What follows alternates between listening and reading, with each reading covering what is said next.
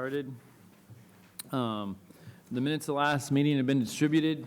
Are there any amendments to the minutes?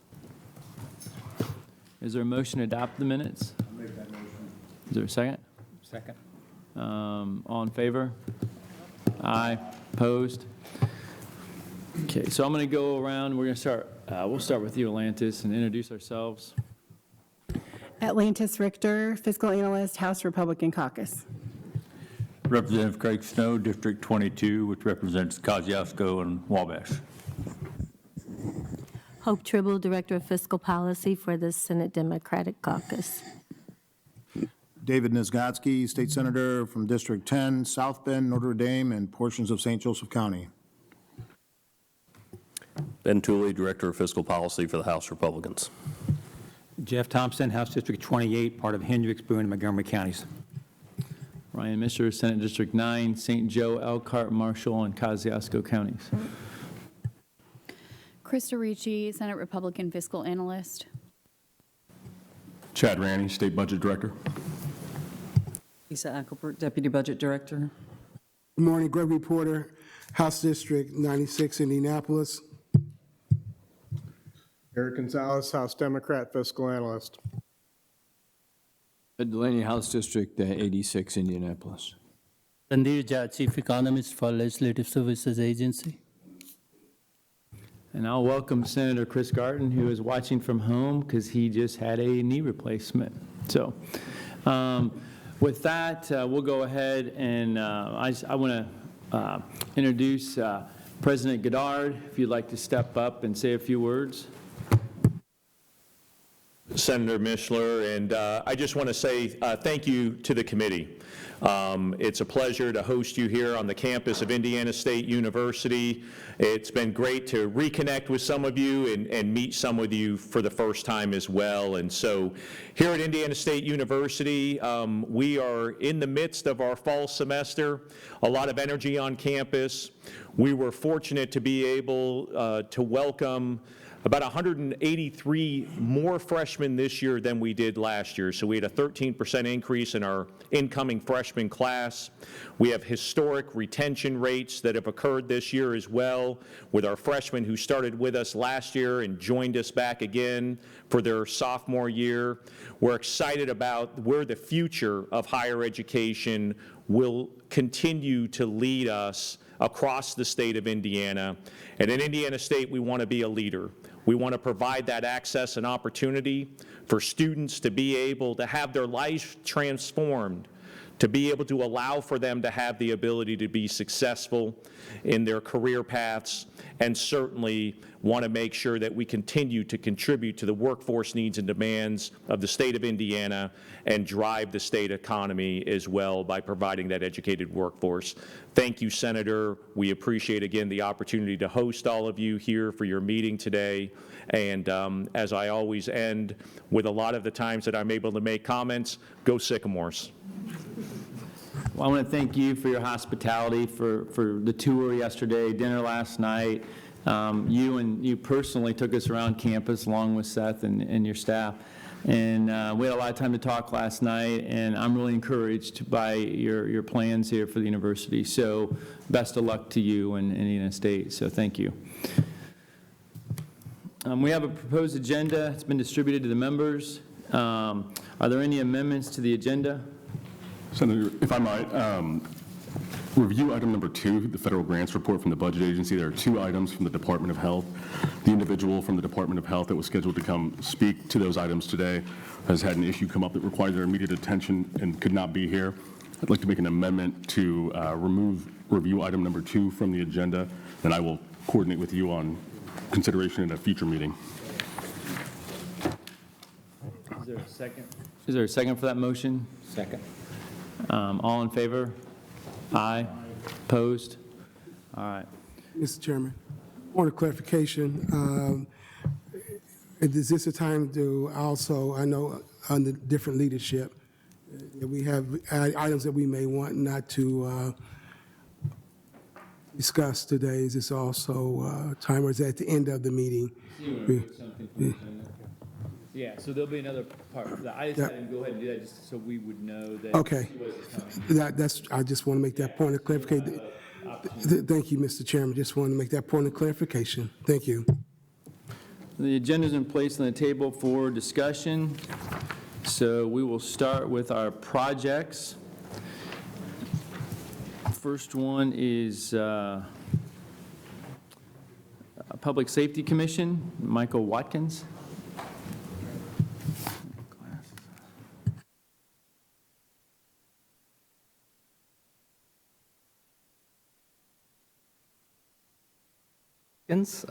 He is serving today on the Governor's Alerts and Warnings Task Force meeting.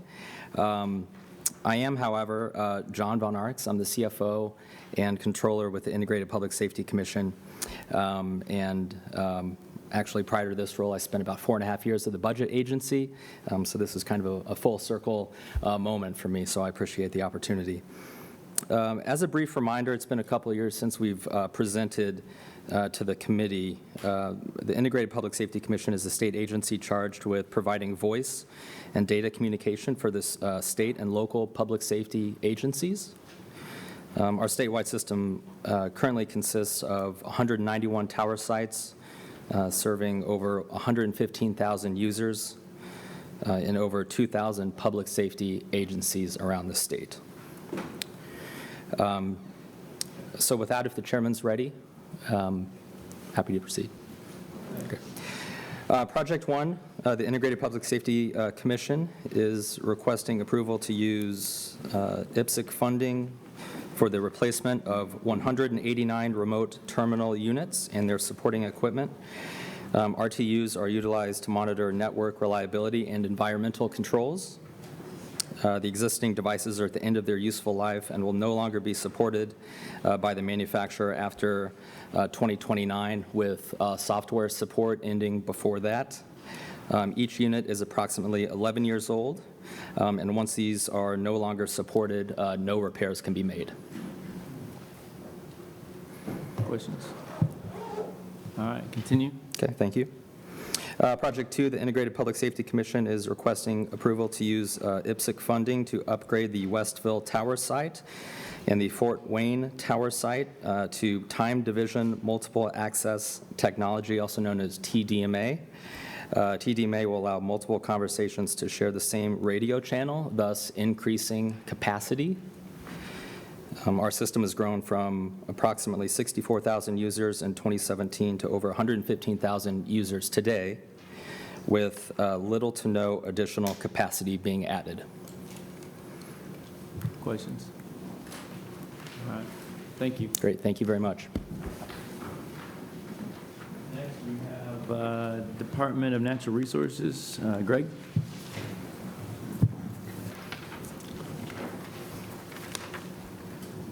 Thank you, Mr. Chairman. Good morning, members of the committee. I'm Greg Sarles, the Deputy Director, CFO for the Department of Natural Resources. DNR has 3 projects on the agenda today for consideration. The department is requesting funding for a Lilly Endowment grant match. In June of '24, Indiana State Parks was awarded $50 million towards a $60 million project. That included a requirement for a $10 million state match.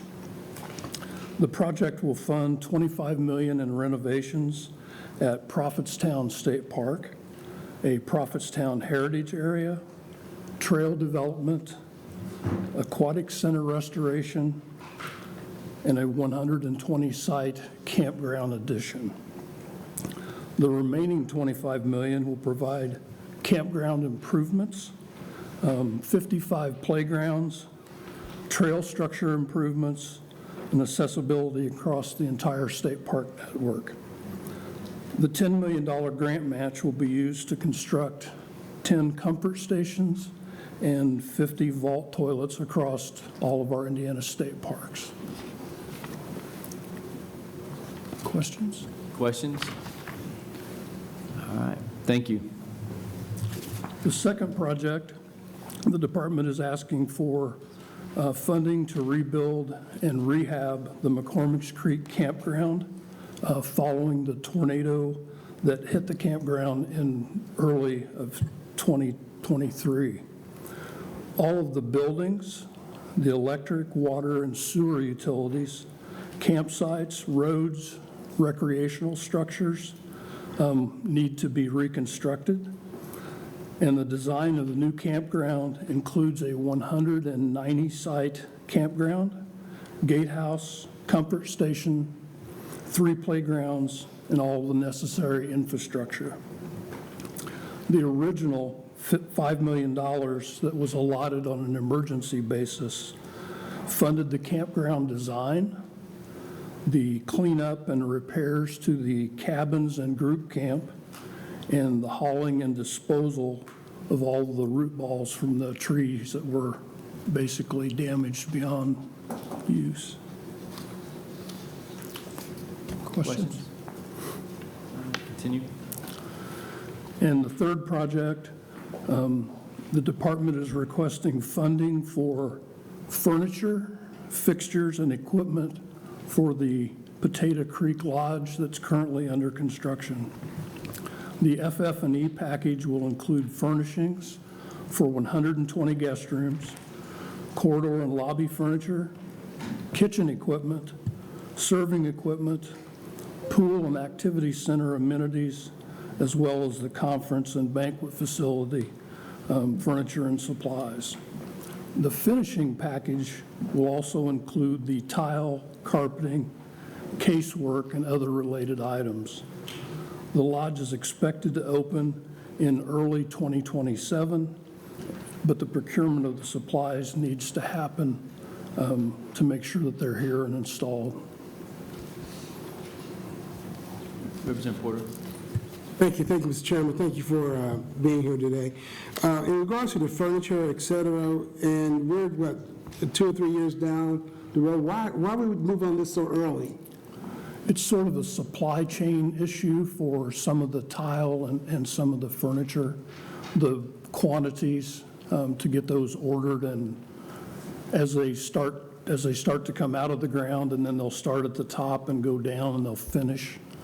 So we'll need some, within a year. Okay, because I've been around for a little bit and I've never seen this done before, maybe. But, okay, just didn't understand why we were looking at something 2 or 3 years away and we're, buying it right now. Okay, thank you.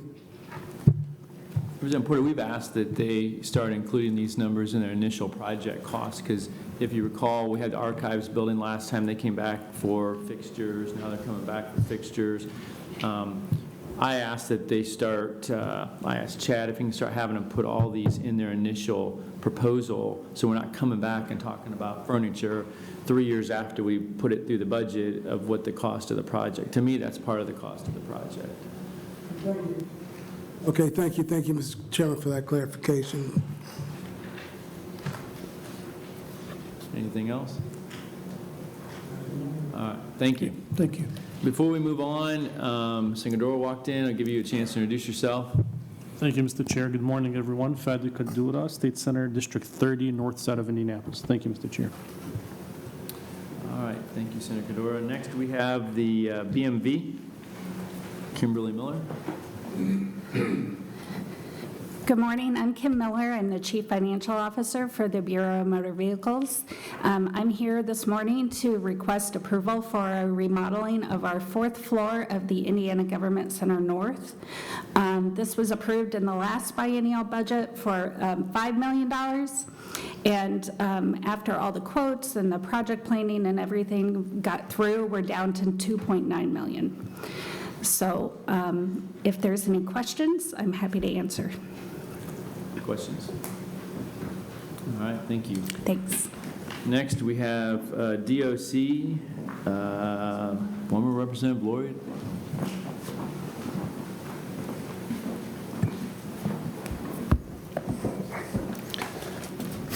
So thank you, Chairman and members of the committee. If you could humor me a little bit, I'd like to give you a little bit of history of Miami Correctional Facility. and a little bit why we're coming to talk to you. So since about 2017, we've really struggled with staff at that facility, being able to hire personnel there, to be able to keep those incarcerated safe, but also our people safe. They're actually working in that facility. So it's been a struggle ongoing. And in about 2021, right after COVID, we actually shut down half of that facility. So basically 1,200 beds were being unoccupied in that facility. So when we came in under this administration, we were trying to find ways, what can we do to fill that facility up, utilize those beds, and especially if we can try to get a lot of our jail holds out of our county jails. And so that's really been a real big goal of mine to do. It was a little bit of a struggle and find a good way we can make that happen with the aspect we know with the budget and the constraints. And I know that if we get to a 20% vacancy rate and stay there, we're still probably operating about maybe $26 million that we need to, find ways to come up with.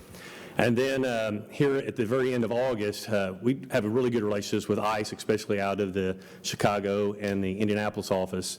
They had told us about the opportunity after the bill that got passed in Washington, D.C., where we could do funding and help support that mission.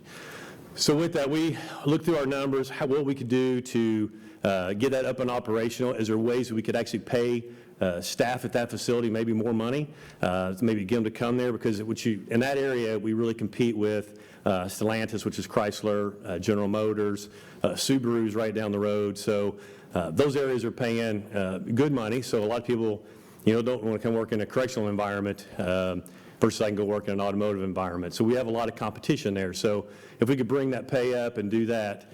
And then also, is there a way that we could generate revenue for the state to maybe help out with some of the areas that we need, some increases in revenue? Because I know that several agencies, we're close. So if we can fix it on our end, that's what we're trying to do and plan on doing. But with that, the reason why we came to you today, or asking to come to talk to you about it, is maybe just need a little bit of money for that startup, or allow us to use what we've already been appropriated, because I feel like we're going to generate those funds to pay us back. And the majority of that, a lot of it will be some housing, because we utilize some of our staff across the state to come up to Miami until we get people hired as we start bringing in detainees. Our ask is just really, can we do some structure changes, maybe some equipment stuff that we need to be up and operational. And I'm sure that there's many of you that have a lot of questions, so I'm here to answer those and hopefully to get us all on the same page and moving forward. Questions for Commissioner Arnold? Representative Porter? Thank you, Mr. Chairman. Thank you, Commissioner Arnold. Good to see you. Thank you. Sent you a letter a few weeks ago. You gave me a call, and I'm still kind of waiting on the results of that. Our phone conversation in regards to getting back with me on my letter. So still waiting on that. Which part? The letter I sent you, and we talked about it on the phone, and you said you were going to get back with me written in. Okay. Okay, so, but anyway, the question, the operative word that I heard you say in regards to this was it feels like that we get paid back. So, I mean, is that definite or not? Oh, absolutely. We have When you said feels like, so that's an operative word that I utilize to my English teacher, that maybe not. No, we would not go into this contract with the federal government if we were not getting paid. We'll be reimbursed with them. Okay. So do you have a detail of the breakdown of specific items? I guess something came out yesterday of the $15.5 million. So you do have a breakdown of everything that you will encompass that $15.5 million, right? Yes, sir. Okay, so I think that came out yesterday, maybe. We were trying to get it, and it came out yesterday when I was on the road over here. I know that my colleagues have some other questions, but I guess, are you aware of the process under which the state of Nebraska agreed to participate with regards to the Cornhusker Clink project? Is very similar to Speedway Slammer. However, in Nebraska, the low to medium security facility known as the McCoy facility is being converted into the detainment facility, unlike the Miami Correctional Institute. Miami Correctional, which is higher custody level facility. So my question is, which, if any, legislation in our state do you contact in advance before making the decision to ask for the $15+ million for this project? Did you just do it unilaterally, or did you have consultation? As in to ask for the $15 million? Yes, or actually yes, sir. To have ICE detainees at Miami Correctional Facility? Yes, sir. There was discussions with the governor's office on us having detainees at that facility. Legislatively? I'm sorry? Legislatively. I mean, you've been in the sir, that's why process. I'm You've coming been part in. of the process before. Right, but that's why I'm coming. From the legislative perspective, Commissioner, Okay. did you talk to anybody legislatively? Well, that's why I'm coming to you today, is to ask you. After, so you asking for this? Well, session was over, Representative Porter. I mean, this started in August. I mean, this happened very fast. I talked with ICE on August 28th, and then pretty much from August 28th on through September, we're pretty much, July 28th. July 28th is when I talked to them. We worked all of August preparing for this and seeing what we would need to be able to move forward. And then, here we're sitting here in September, so we're, 50 days in to us to be able to do that and to have an opportunity to come speak to you all. Okay, I yield because I know there's other conversations. We'll be back. Thank you. Thank you. Representative Delaney?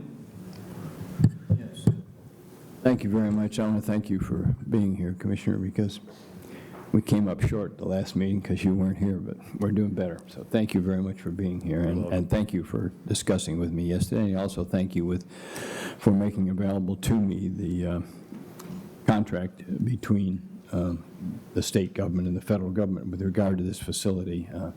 Mr. Chairman, I have to apologize because this is quite a complex transaction and a complex contract, so my questions will not be particularly brief. A critical point. Our function here is to review certain transactions, and the specific mathematic transaction we're looking at is for $15,790,000. Tell me, what is that for? So Representative Delaney, when we asked for this and we went to speak with ICE, we really tried to put everything in here to ensure that it wasn't going to cost taxpayers in Indiana anything. So with that $15 million, in all essence, we may not need all that, and I'm pretty sure we will not. Really, only about $1.2 million is really about what we really need to get operational. That's a little bit of little fence stuff, some computers we need, just to, because it's already a maintained facility now. We kept it maintained and operational. The other, really about $13 million would be is, hey, do we need to put temporary housing up for our own staff? We could do that in the parking lot, do that, or we're going to put them in hotels. So we asked for that money up front on the federal side and put that part in our contract so we could make sure that we can actually staff that facility. Do I think we'll utilize all that money? Absolutely not. Do I think I'll have that? No. It's one of those things where we want to cover ourselves with them, but also come to you and say, if we need this money up front to be operational. But as we're moving along, and keep in mind, we've started this 30 days ago. We're finding out we may not need all of it, but we just want to make sure that we ask. But the majority of that is really for temporary housing and moving some of our staff up from across the state to help get this up and operational until we get people hired there. Has the federal government agreed to separately pay for those capital costs that we're being asked to review? Absolutely. That's part of it. We've talked to them about the capital improvements and housing people, what we do to be operational. Where in the contract does it provide that they'll pay those capital costs? It's part of the per diem rate that we put in. So there is not, let's be very clear, there is not a contractual provision that this amount that we're being asked to review will be paid for by the federal government. Instead, there's a mechanism where the state is paid a certain amount per day, per diem, for the people who are incarcerated there, and it is your belief that that rate is adequate to pay off these capital costs, these upfront costs. Is that right? Yes, sir. Okay. And I do want to clarify, these people that we will have there are not actually incarcerated there. They are being detained and held there until they can be transported to their country of origin. They're incarcerated. They can't walk out the door, right? Correct. Yeah, so they're there. All right. Now, so that's the first understanding, that there is no such amount. And let's talk about the amount. What is the daily rate that you will use to pay our costs? And just what is that? What is that daily rate per prisoner? it's $291 per day per incarcerated or detained person. And what is the daily rate that the state of Indiana pays to our sheriffs when they hold a person who's under the control of the Department of Correction? Keep in mind, that was a rate that the General Assembly determined. Oh, I know that. At $42 a day. $42 a day. So this amount is 7 times higher than we pay our locals. Would you agree that, in effect, there is a built-in profit for the state in this? We wouldn't be doing it if there was not a built-in profit into this for the state. That's exactly seems to be your position. You talked as if this is an economic development project. This, of course, is not. This is a project to lock people up and then expel them from our country, okay? And some of us like it and some of us don't like it, but that's what it is. Sure. But you're turning it into an economic development opportunity. So let's talk about some of the hard facts. What do you currently pay your correctional officers? Let's not talk about other jobs, just the basic correctional officer. What do they get paid at Miami per hour? They're getting $22 an hour at Miami. And is that $22 without such things as health benefits? Well, the $22 is their hourly rate, but since they work at a maximum security facility, they have a $2 stipend on top of that. So they actually get $24 an hour at that facility. But their actually hourly rate is $22, then they get that stipend of $2 being at the maximum security facility. What I'm asking those are there. $22 is that. Do they get benefits paid in addition to the $22? Yes, sir. Okay. And what do you propose to pay on this basic rate, the $22 or $24? What do you propose to pay instead for this new type of incarceration? So we still would keep that $22, but instead of being the $2 increment for a maximum security facility, we would ask for a 6. So it would be about $28 an hour, which is the $49,000 a year without all their benefits up on top of that, which would make us more competitive with our competitors there with the automotive market and everything else to be able to hire staff there. And let's assume that some other correctional officer is at Michigan City, let's say, not there. Will their rate be increased because of this boom? Currently, no. I mean, I would love to discuss the opportunity down the road to increase that rate, but they will also have the opportunity to come work at the facility there at Miami also to help us support and get it up and operational. And they will receive that $28 an hour rate if they come from another facility to Miami and work. Yes, and you've drawn me back to the question that I think you alluded to, the problem you alluded to. You've had trouble getting adequate number of personnel to work at Miami Correctional Facility, is that right? Can you describe that in a little detail? Are you short-staffed, and if so, how many and what percentage? Before ICE ever existed, what was your situation in terms of personnel capacity? So since about 2017 on, we've struggled anywhere from about a 28 to a 40% vacancy rate with our staff at that facility right now. Right now, I believe we're operating at about a 28% vacancy rate. We do need to hire about 170 correctional officers there to be up and operational where we would feel it would safe for our staff. So those are the numbers that we're really looking for, and that's why I think with that level of pay, we're going to have to get there to be able to fill those positions. I want to be careful on the numbers here.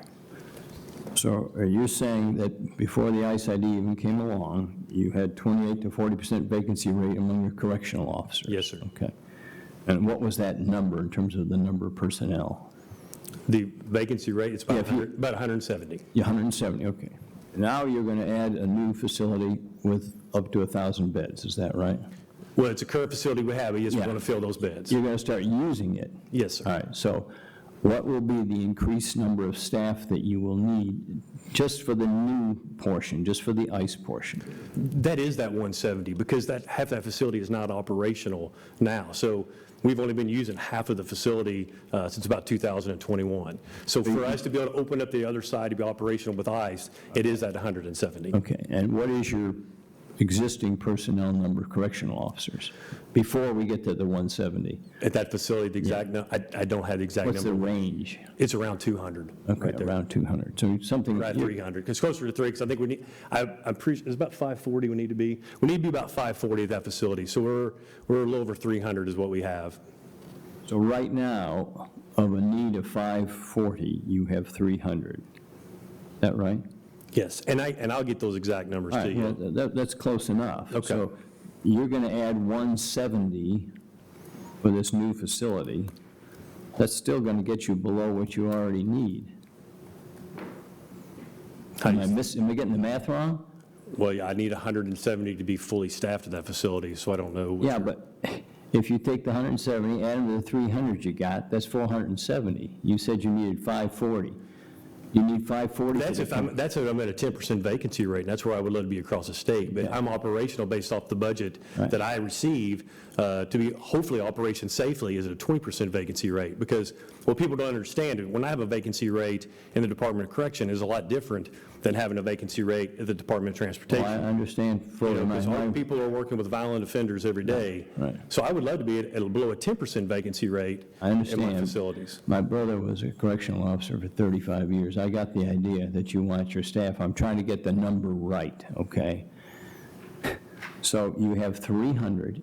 If there were no ICE, how many people would you want instead of 300? What would your number be if you were fully staffed? It's the same, because I would be operating I'd be operating with our own detained, Okay. our own incarcerated individuals on that side of the facility. I think I'm getting where I'm confusing two things. You have adequate staff for the numbers that you have. It's just that you've had to suppress the number because you can't get enough staff. That's what you're telling me. No, if I had adequate staff, I would have the other side of 1,200 beds open and operational with our own inmates. With 170 people. Correct. Right, okay, we got that figured out. All right, so that's a significant number. So what is happening that will allow you to get this sudden increase in staff that you haven't been able to achieve since 2017? What's going to happen that's going to make you suddenly able to turn up that number of staff? Well, the market itself there is turning, and people are hiring. We actually have people come to the door. But I do believe the additional pay is what will bring people inside that door. Because if I can go work at Subaru and make $28 an hour and not have anybody punch me in the face or spit on me or assault me, I'm going to go do that. But hey, I may, if I can't get a job somewhere else and I don't want to work in a county jail or other law enforcement, I may decide, hey, for $28 an hour, it's worth me to serve the state of Indiana within the Department of Correction and do that. We just got to get that pay adequate, because we all know that you got to be paid for the service you provide, and we're trying to get that up there so we can do that. Is there a guarantee? No, Representative Langley, there is not. But we got to try to find a way to find solutions. We'll get into that. There's a 2-year contract, is that right? Yes, sir. Okay, so the people who are signed on for this may find themselves out of a job within 2 years, is that right? Well, no, sir. I hope when they hire on, they're working for the state of Indiana, and they remain working for the state of Indiana. So you're hoping that we'll find local prisoners to fill the void when we get rid of the ICE prisoners? Is that what you're saying? Well, I know I have those. I have right now, as of today, I have 946 jail holds across the state. So yes, I could fill those beds. Well, those are people who are in the county facilities that you would prefer or in the state facility? Correct. Okay, those are the $40 a day people. Yes, sir. Okay. So I've read the contract, and I'm going to unfortunately have to go through it some because it's rather complex and novel, and I just got it yesterday. But am I right that this facility will have only adult males in it? Yes, sir. It says that on the first page. Yes. So we should not experience any concern with pregnant women, small children, or any of that. That should be none of our experience. We will not have any of that at that facility. Okay. Those will be at some other ICE facility, presumably. Yes. Okay. It also, the contract says on page 4, near the top, that all persons in the custody of ICE are aliens, okay? And it goes on to say, this term recognizes that ICE detained aliens are not charged with criminal violations. So is ICE guaranteeing to you that the people they bring there will not have criminal charges pending? They will not have charges pending. That does not mean they have not had charges that they've already fulfilled a sentence somewhere else in this country. I'm not worried about they're already sentenced. Okay. So there will be no one who is under suspicion for a crime brought there? No, they would be actually within their own state jurisdiction, current like we do today in Indiana. So they would be in a county jail until they're sentenced, but once they're sentenced, they'll be remanded to the Department of Correction of that state. So let me follow that. So ICE goes out to, let's pick some place, Carmel, Indiana, some nice place, I'm not disparaging. They go to Carmel, Indiana, and they find somebody that we have a Hamilton County murder warrant on, okay? Who is an alien who's not here with proper documentation. Where does that person go? Well, if he's got a warrant in Hamilton County, he will go to Hamilton County and be remanded there. So ICE for that will warrant. assist He'll be you. prosecuted through the system in the state of Indiana. ICE will assist you in getting them into our state court system. Absolutely. Okay, all right. I'm not criticizing it, I'm trying to understand it. Yes, because he's committed a crime in our state, and we're going to hold him Okay. accountable. On the same page, and this is jumping back to economics, there's a thing called an on-call guard. What is an on-call guard? I mean, not familiar with that terminology that's in there, the on-call guard, but I believe it would be a guard there. Would you have that, or? Yeah, it's for transportation, like a pulse monitor for initial, but it's the staffing. So it's like a 40 Just if we got to pull somebody in. All right, so it's more like an on-call. So like if we need to pull somebody in, we got to do medical transport, or we got to go to the hospital, that piece of it. And the on-call guard, the state is paid $49 an hour for that person. What does that person get from the state? Well, that's probably including his benefits and everything else. So he's getting the 22, but it's almost doubled when So he gets he's going to get the benefits. standard rate, okay. Yes. All right. I needed to understand who that was. Excuse me for flipping through. It's 35 pages, but I only have a few things that I'm concerned with.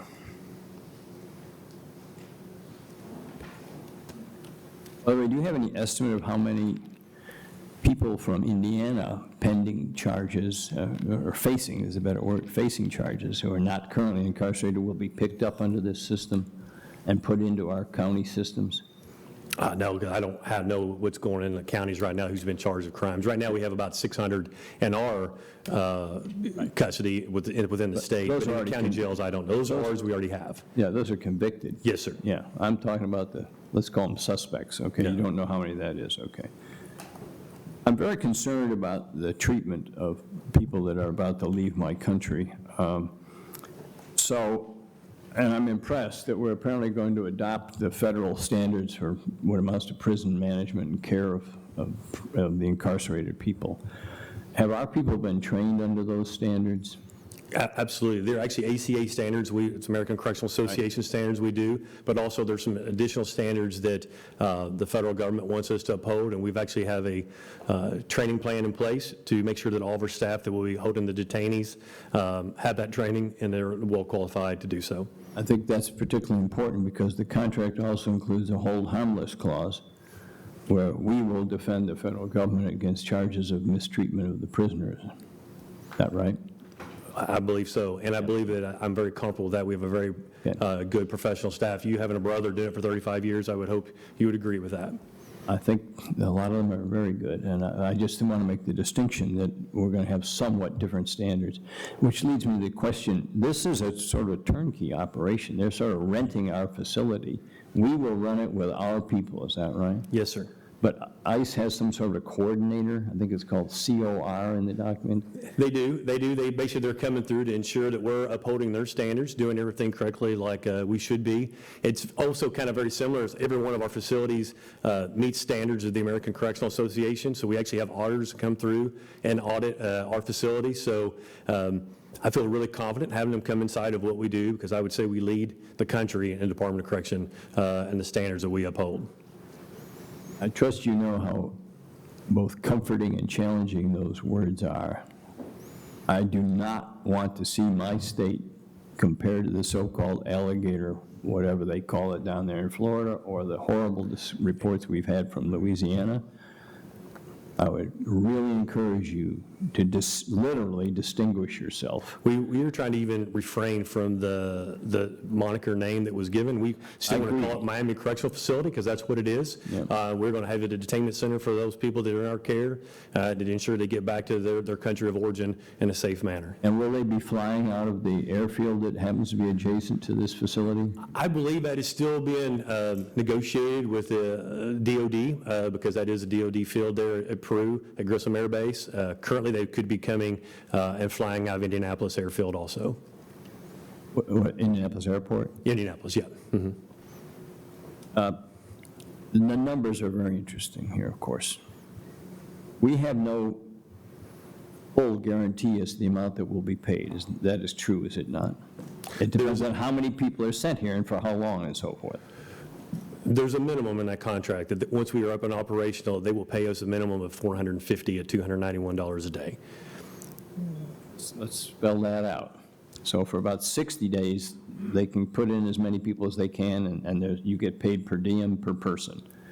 All right. After 60 days, a guarantee kicks in that they will have at least 450 people. If they don't, they pay for the shortfall, right? That is correct. So that's our only real guarantee, is that after 60 days, we get 450 per day, and we get the $291 rate for those. Based on what we've seen nationwide at the other holding facilities, I'm pretty confident that we will, as long as we can staff it, and that's the piece, that we can do that, we will probably fill that with those 1,000 beds, because I think we'll be one of the better facilities in the country doing that.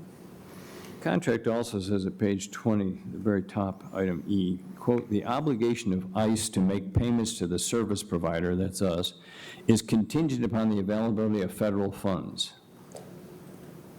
ICE will neither present aliens to the service provider nor direct performance of services until they have appropriate funding."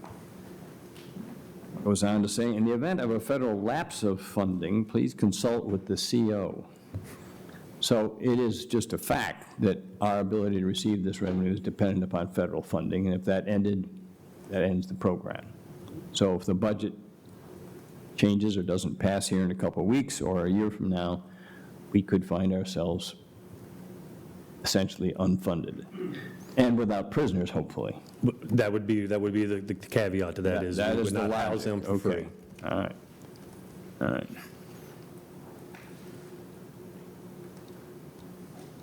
Looks like we got some good provisions that will get paid promptly, which is always consoling. But we will be liable for any injury, damage, or loss to persons arising out of our performance. That's our responsibility. Is that right? That is, and it's currently within our own current standards. You know, I mean, we're responsible for those in our care. Right. Well, these are not criminals. And as I understand this agreement, if they're a criminal, they're not going to be in there. Is that fair? There's no current charges against them. Again, we all have our idea of what the criminal side of it. It's why they're being held, because they came here illegally. So I use the example of somebody from Carmel. What if somebody's from Chicago and somehow ends up in your facility? Will they be transferred to the authorities in Illinois for criminal prosecution? If they have charges pending against them, they will go through their court procedures in that state and then be remanded to that state in the custody of that Department of Correction in that state. I think that's absolutely fundamental, because the idea that you get a out-of-jail-free card because you're getting a free flight to Venezuela. Yeah, we don't want that. Does not appeal to me. Me neither. And I think we need to enforce our laws, and that's a specific example. I'm glad you feel that way, because I agree with that 100%. I mean, I think that's just, and I've heard the governor say repeatedly that he would like to focus on serious criminals, but it sounds like here the serious criminals will be found as sort of a side effect of ICE's roundups, not as the direct purpose of the roundup, if I get this right. Okay. I'm coming back to the number, this $291 a day. I've paid that at French Lick, and, you know, very nice. So I think the number's a little high. I dug out, somebody helped me dig out a statute that we have. I think it's Indiana Code. Can I say, though, Representative Delaney, I know that number does appear to be high, but we did that to protect, I feel like, the Hoosier taxpayer for what they're doing, from the aspect that I don't want to come to you for more money. It is a high rate, but keep in mind we are housing them, we're feeding them, giving them medical care. They're getting their legal rights, everything they have, you know, paying to them. We're clothing them. So there's so many things, and we're also watching them within our side. So we had to make sure that we could do everything we could do to be good to the taxpayer in the state. Yeah, what's your cost per day for the current people incarcerated in Miami? I don't have that exact number. It's what, 75? $75 a day. $75. So we're going to get about 4 times our cost. And I understand there could be some increases. These people are going to cycle through faster, which is, I assume, right. Somebody might be in prison And for keep in mind, 3 years. so we These can people- staff it. You know, we're looking at those numbers. So But we can still, get that's, staffing there. this is a significant thing. Well, our statute provides that the department can charge the federal government, quote, for our services commensurate with our costs. That's the language of the statute, and it's a very interesting old-fashioned term, commensurate, but to me, it kind of means like we get our cost and maybe a little bit more, but we're going to get 4 times our cost. Is that because of the political importance the national government puts on this program? Is that what this is about, the politics of rounding up and expelling people? Is that what counts for this 4 times payment? So I don't look at it politically, and that's not the way I look at it, is what can we do to staff that facility? And that's what, you are right, it is maybe an economic development piece you talk about, but it's one of those things, how can I staff it?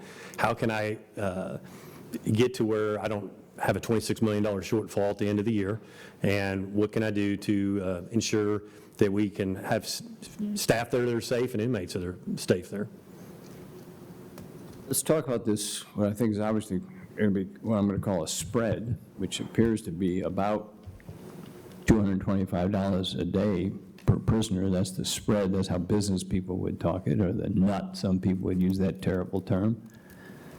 Where does that go under your proposal?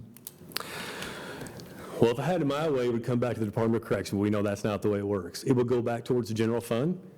That money goes to that. How that you guys and determine how you're going to allocate that money, great. But what we can do as an agency to help out even other agencies, we're all on the same team, and we want to do what's best for the state. So you're suggesting that those profits should be shared with other state agencies, in effect? I'm suggesting that I will do what we need to do to ensure those funds are utilized properly. Would I like to have a lot of those funds for the Department of Correction? Absolutely. Would I be able to like to pay all my staff across the state $28 an hour? Absolutely. You know, would I like to, do other facilities and programs for people that are incarcerated to make sure that they get the tools and aid when they get released, that they don't come back and become wards of the state again? So there's so many things we could use with that revenue to have programs and proper training and things to make sure they're successful when they get released. So as much of that money that if I could retain it, I will, but if not, I work, at the pleasure, of the governor and whatever they decide how we're going to use that money, and you all decide how we're going to use that money. I trust that you understand that some people have a different perspective and be a little bit maybe more focused on human rights and the real function of Indiana state government, and wonder how we find ourselves in this position where we're going to profit off somebody else's misery, which is what it comes down to. And I do hope that once we get operational, this committee and anybody here, you're obviously welcome to come. I would like for you to come to any of our correctional facilities and see it, how we are treating those in our care, because I think we do a fabulous job for those that are actually in our custody, but also the detainees. We're going to also do just as good of a job to make sure they're taken care of before we release them back to their home country. So, once we're operational, Representative Delaney, come see us. Oh, don't worry. I've already got it on my calendar, and I do appreciate Put it on my calendar. I appreciate your courtesy on that. Let me end with something that drives my interests and concerns here. Just outside the office of our governor, there is a bust, a statue, half a statue of a gentleman named Colonel Owen. I don't know if you ever seen that statue. I'm sure I have, but well, if you came out the governor's front door and turned right and went towards the center of the building, you would walk right into this absolutely beautiful bust of a colonel of the U.S. Army in the Civil War, whose name was Owen. He was a Hoosier, and he was the commandant of the prisoner of war camp in Indianapolis for Confederate prisoners who, I want to remind you, these were by our definition traitors to their country, and they were killing the brothers and sisters of the guards who were guarding them. After the Civil War, those prisoners paid for the bust, the Confederates, in thanks to Colonel Owen for his humane treatment of the prisoners of war. And the folks who were going to send to Cuba and Venezuela are not ever going to raise a collection to put a statue of yourself or our governor up there. But that's the model. I want Indiana known as the home of Colonel Owen as the home of people who treat people decently. And that is my number one request. We'll worry later, and with the leadership of Chairman Mishler and Chairman Thompson, we'll figure out what to do with this extra money. I hope it will be put to good, humane use. But the treatment is vital, and the reputation of the state of Indiana is at stake.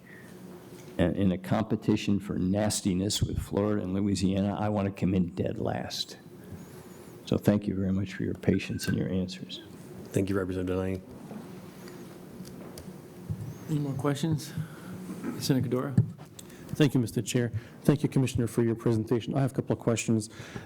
As of today, how many detainees are in any of the state facilities across Indiana as a result of ICE specifically arresting them, specifically for the purpose of committing a crime? In the state of Indiana, and Yes. our facility is 0. So as of today, we have 0 individuals That are arrested. considered detainees, so people that have just been detained. Now, we do have about 600 people that have been convicted of crimes in the state of Indiana that are in our care, that are actually inmates or incarcerated individuals in the state. But people that have been picked up by ICE and put into our actual facilities, 0. now there's some in the counties, so don't, Sure. take those out of place, but Clay County has a detention facility. I think there's a couple other, small detentions. I think Marion County might have some. But as in for the state facilities, we have no detainees yet. Our contract starts October 1st, so that's when we expect to see our first detainees arrive, sometime after October 1st. Will the county detainees be transported and moved from county jails to state prison, or these are separate contracts that will continue to exist separately? Those that actually have contracts with ICE right now will stay there. They'll be picked up like they would be from our facility and shipped to their country of origin. But as in coming to us, is there an opportunity or a possibility that they could come to us before being transported? Yes, because they're trying to, I think, get as many people from the same country of origin as possible. So maybe Clay County might have 6 people, from another country, and we got 40. They may bring those from Clay County to us, but they'd be transported out at that. And help me understand, if you don't mind, I reviewed the contract. The contract, was it silent on the type of individuals that will be detained, meaning are they just illegal, undocumented immigrants, or are these individuals that committed crimes? Some of these individuals could have committed crimes at some point where they've been released from where they're being held at the Department of Correction of that home state or that jail where they've followed through with it. But most of these are all just going to be detainees that have finished a sentence or finished a crime, or they've just been picked up on the street and just been a criminal from the aspect that they're here illegally in the country. What happens if a violent criminal who's undocumented is arrested by ICE and placed in your facilities? Do they go through our judicial or legal system, criminal justice system, or do they get deported to their home or original home country? If he's committed a crime in the country, they will go through the judicial system in that state or in that local And they government. stay here, they will stay here, they will be sentenced here, and they will stay in Indiana? Yes. If it was an Indiana crime, because keep in mind, our detainment center at Miami could house detainees from all over the country. Could be federal crimes, could be state crimes. Yes. What happens as far as finances? So the contract is for 2 years? Yes. So after the 2 years, financially speaking, if the contract is not renewed, what is your expectation of where we will fund all of the increases and any additions, whether capital maintenance, all of these things that you're offering? I know there will be a reduction for discontinuing some services, such as healthcare and so on, but how will you sustain supporting the things that you will be increasing funding for based on this contract when the contract goes away? Well, based off of, the biggest thing to be able to sustain would be that hourly rate. At that time, if we fully staff it and we were able to keep it fully staffed, that's where I think us in this room would have to come up with that agreement as in, hey, we struggled for almost 7 years to staff half that facility. We also have almost 940 jail holds in our county jails right now. So is it worth us as a state to keep that pay at the current rate that they would be at the $28, to be able to take all those out of those jails and utilize those 1,000 beds? Or when that contract is over, are we better off to shut down half the facility again and and keep 1,000 empty beds open. So that's just going to be a conversation we'll think about to work through over the next couple of years. So it's uncertain because we don't know if the contract is not renewed. There's a contingency, and that contingency is coming to this committee and to the General Assembly for the next budget cycle to ask potentially for additional dollars to sustain unfunded continuing expenses that were originally funded by the contract that will no longer be funded by the contract. That is a possibility. I'm not going to say that's not. And that concerns me because in 2023, we supported $400 million renovations of the Westville Jail, or the design and construction. It ended up being a $1.2 billion project. And then there was a promise that the Michigan City prison will be closed, and a few weeks ago we heard that it's not going to be closed. So these types of decisions make me very concerned that we already lived through that over the last few weeks. So I'm not sure if I have the confidence in 2 years that we'll get to a point where we sustain 1,000 beds with the finances of it, and we're going to come back and actually cut services or say we're going to close facilities. I'm concerned about that. Can I address that, please? Yes. Because I'm really glad you asked that question, because I think there's a lot of misinformation that was put out on that piece of it. We have never said, as the Department of Correction, nor the governor's office has said, hey, we're not shutting down the prison at Michigan City. There are concerns because our population is increasing going across the board. Now, we did go back to the city of Michigan City and said, hey, that we want to rescind the LOI, because I hope everybody in this room would agree, we don't want to give away state property. I mean, we were just going to give it away.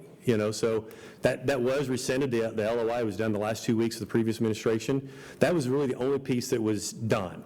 Now, we have said, though, that we do not know when we are going to shut down the state prison. Are we exploring maybe other opportunities? Yes, because our population is growing. But as of right now, the current plan is still to shut down that prison at Michigan City. Is it in 2027? No, please, no, because what you don't understand is you may understand, I didn't mean it that way, is currently between the state prison and Westville, there's 5,000 maximum security beds, okay, between those two facilities.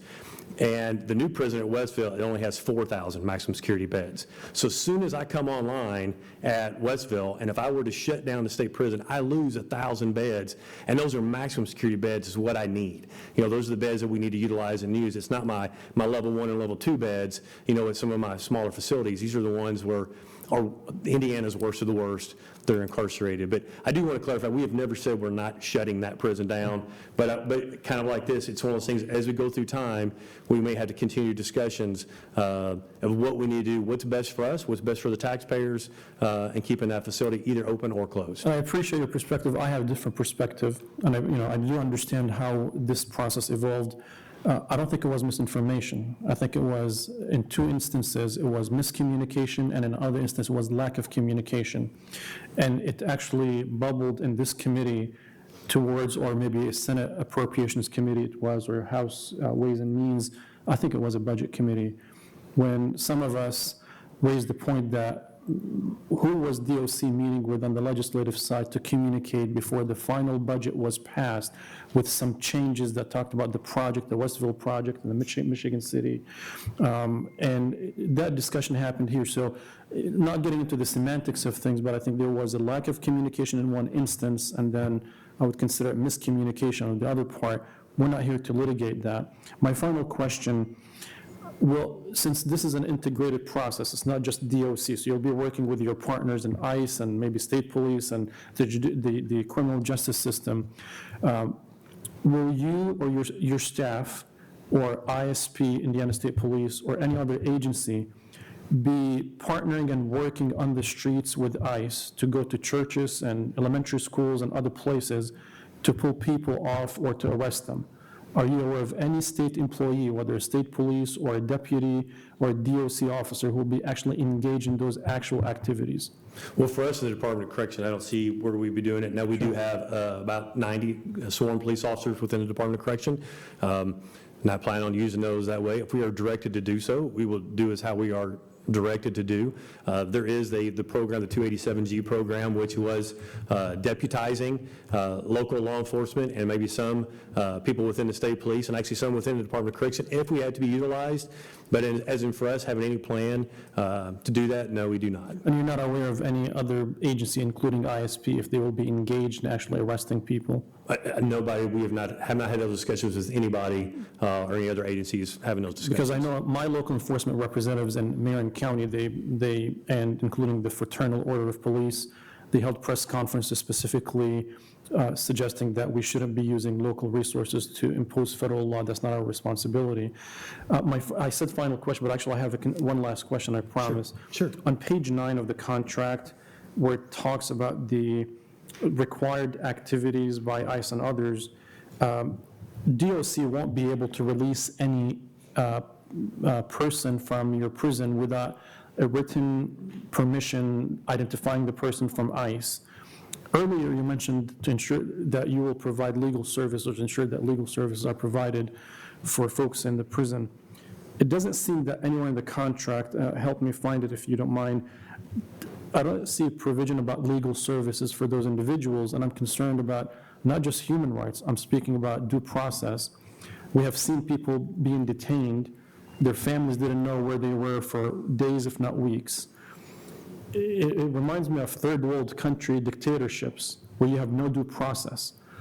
So where in the contract does it say, aside from ICE telling your agency who to release and when, what legal services people will have to be sure that their due process is protected? And I know there's a national debate about, if you're a citizen or not citizen, what due process you're qualified for. So can you elaborate a little bit more based on your contractual agreement with ICE? So I don't know exactly where it actually says that in the contract. I do know that's one of the standards we have to uphold. When you're talking about the standard piece from ICE, they say that not only the medical care, also the legal care, and also making sure that they're taken well care of. That is in there. And I have been to another ICE detainment facility, and actually some of our leadership is actually at one today, to making sure that we're meeting those guidelines. And I have seen the legal care that they actually do get. A lot of these people don't ask for it, just because they already know they're going to be deported. They're illegal. Their status is being here. So I will find that in the contract and get that back to, if it is in there. I don't know exactly. Please do. Get back to you. I don't know exactly where it's at. I would appreciate the section that I came across was on page 9 that basically regulates the release, anybody who should be released. So the word legal care or legal service was mentioned, but it was never defined.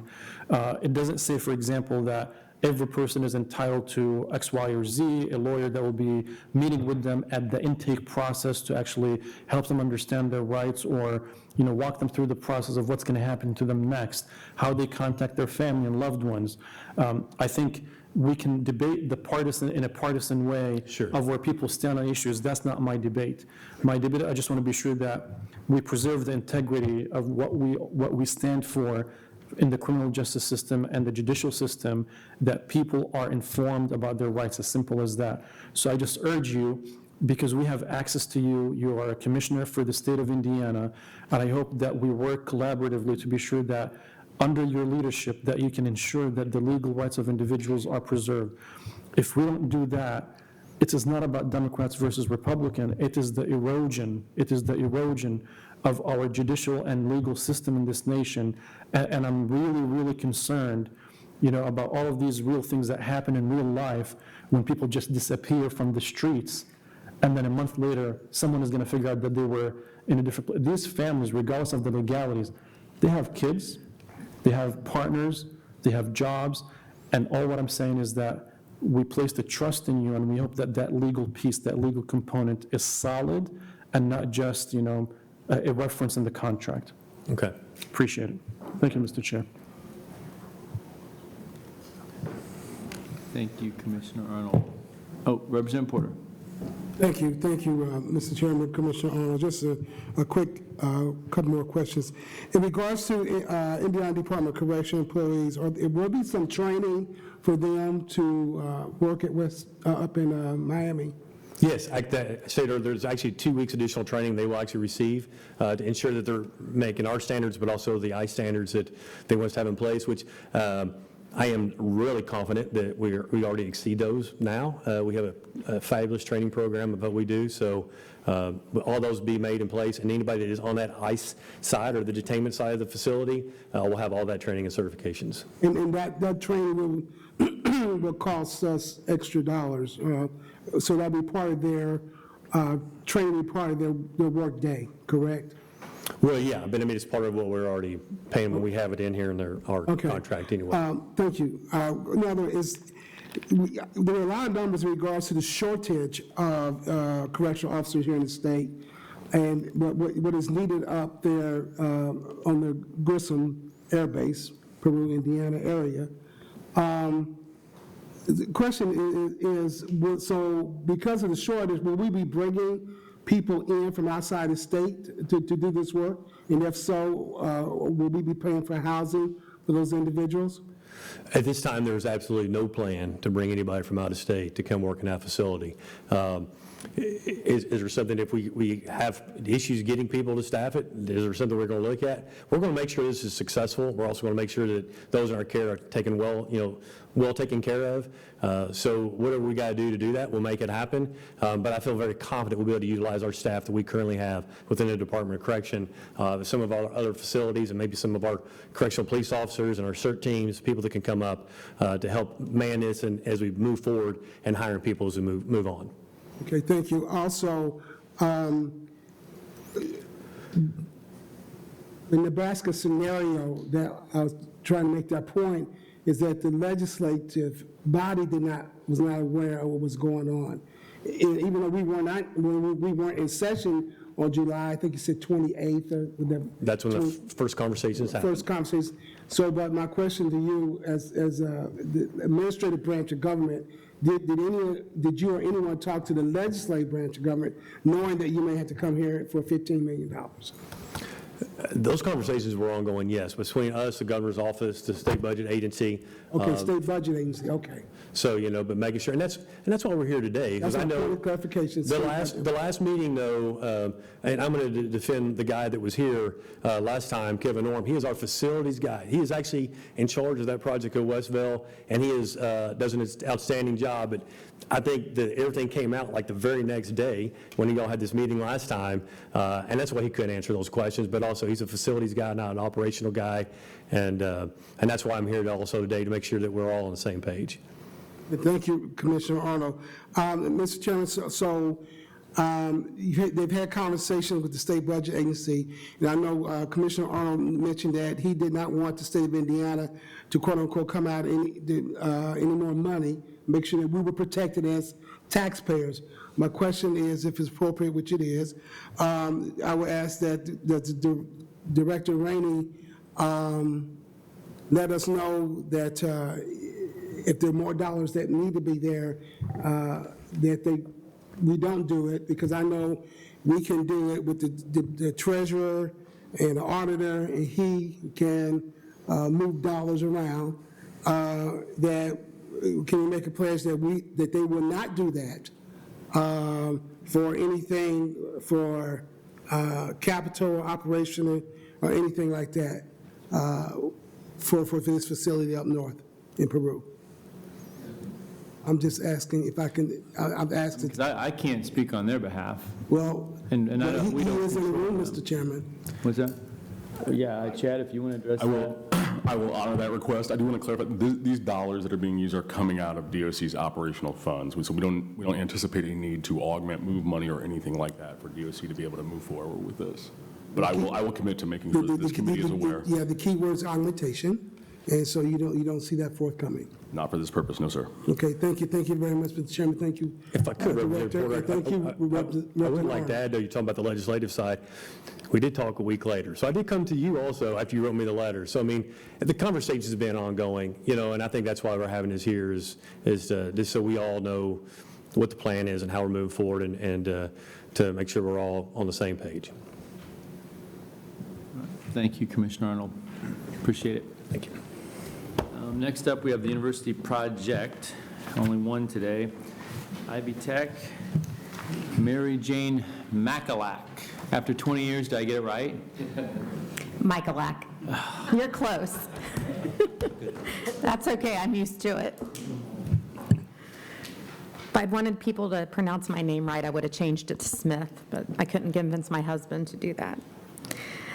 Thank you, Chairman, members of the committee. The college is here today to seek approval for the Ivy Tech South Bend Elkhart campus to move forward with a $2.6 million renovation, relocation, and modernization of its dental hygiene clinic.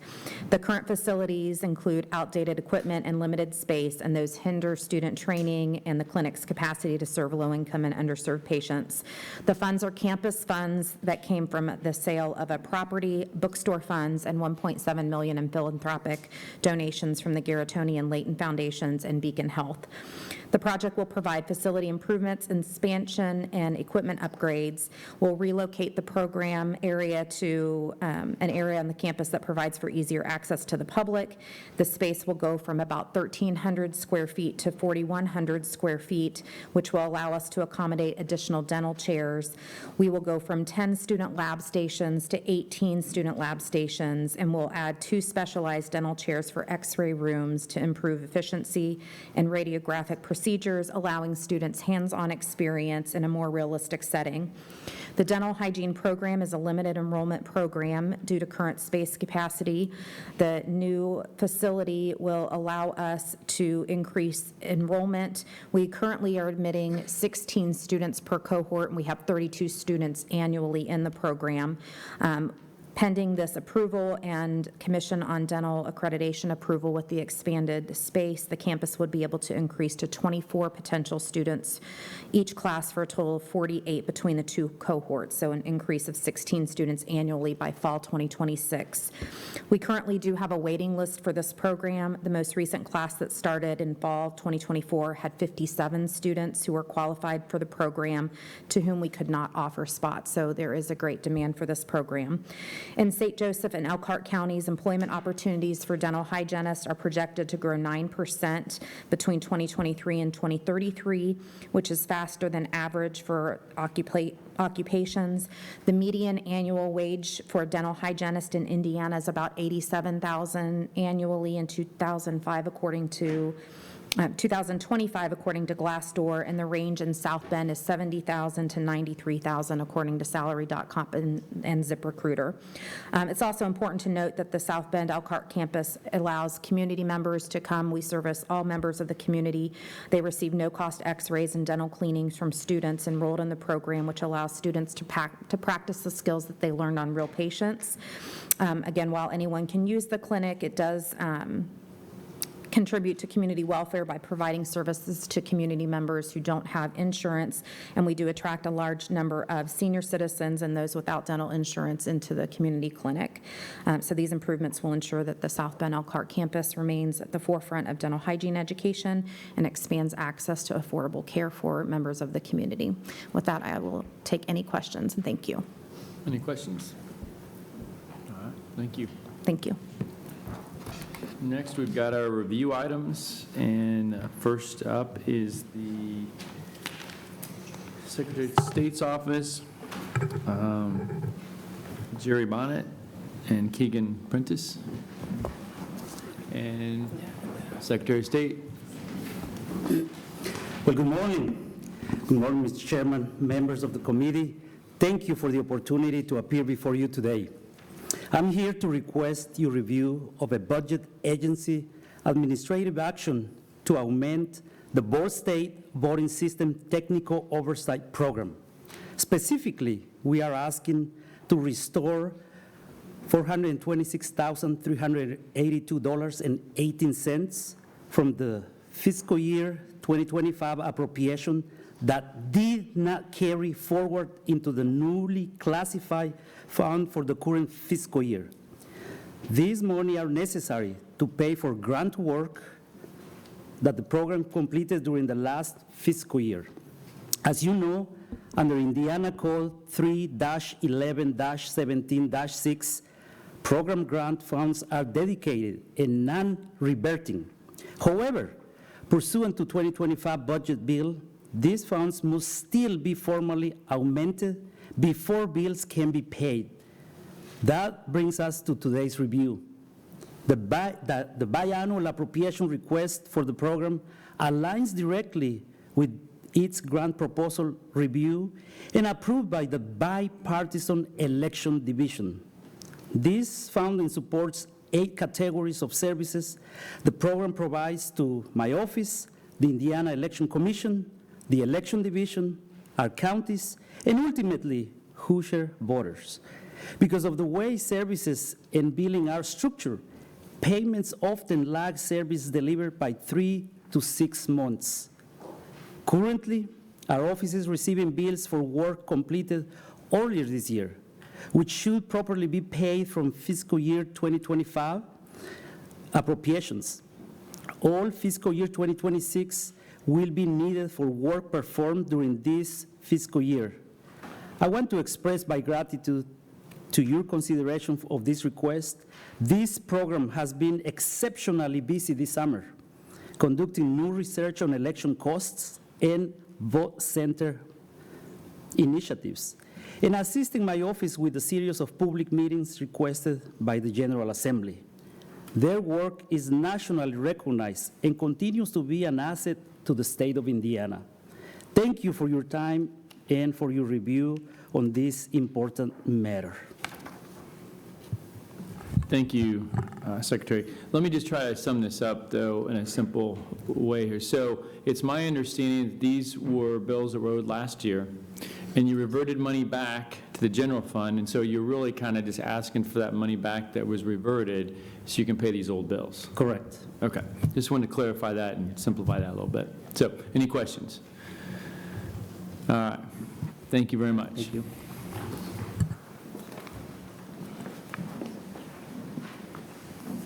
Next, we have, Department of Health didn't make it. IEDC. Rich Michael? Yep. Good morning. All right, thank you. Thank you, Mr. Chairman and members of the State Budget Committee. My name is Rich Michael, Executive Vice President for Land Development Strategies at the IEDC, and I appreciate the opportunity to present the following project for your review. As noted in the pre-submission materials provided to you in advance, in April of 2024, the IEDC and SK Hynix announced the company's plans to invest over $4.65 billion to establish a new advanced packaging facility in West Lafayette. The company states it will result in the creation of 800 high-quality, high-wage jobs. In support of the project, the IEDC and our partners at the City of West Lafayette offered the company a suite of performance-based incentives, including cash performance grants, skills enhancement funds, a manufacturing readiness grant, and an innovation development district grant. To complete the incentive offer, the IEDC is requesting your review of the designation of the IDD within the City of West Lafayette, drawn around approximately 130 acres north of Cowbarrow Road between Yeager Road and County Road 50 West. During the process of this designation, a rezoning occurred which changed the original planned location of the site to an adjacent parcel. The parcel still meets all criteria associated with the IDD designation. As a result of the project investment and new job creation, the IEDC estimated the IDD would capture $163 million in new state sales and income tax increment and the $894 million additional local real property tax increment over the 30-year life of the district.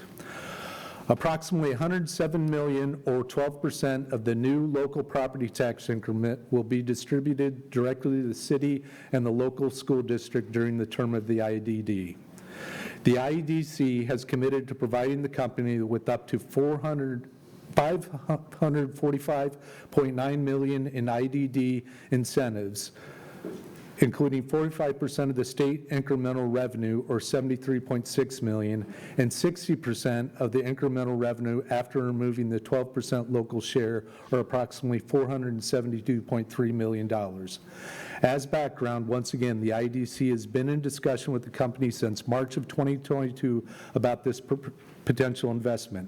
In December of 2023, the IEDC received a signed acceptance of the IEDC's offer for the state and local combined incentive package, which included IDD incentives. Following receipt of the signed acceptance, the IEDC executed agreements for the other incentives in August of 2024. The IEDC was unable to finalize and designate a specific area for the IDD until the project's exact location in West Lafayette was determined. Thank you, Mr. Chairman. We appreciate your review and consideration of the proposed designation. I'm happy to answer any questions. Questions for Rich? All right. So while you're up there, let's just skip to 5 so you can do the tax credits then too. Oh, sure, absolutely. As noted in the pre-submission materials, we asked this committee to approve the IEDC to issue 2024 tax year certifications totaling $60,080,917. These 240 certifications represent the account management team's review for submissions received through August 25th, 2025. Upon approval of today's certification, $103 million of the $300 million credit cap will be utilized, thus leaving $196 million in available credit cap availability for fiscal year 2026. Thank you, Mr. Chairman. We appreciate this opportunity, and I'm happy to answer any questions. Questions? All right, thank you. Thank you. Next, we're going to go back to number 4. So I've got the City of South Bend, I've got Caleb Bauer, and Mayor Mueller.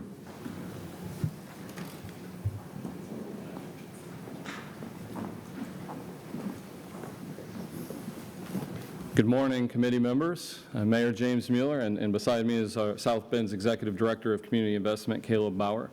And we're pulling up the PowerPoint here quickly.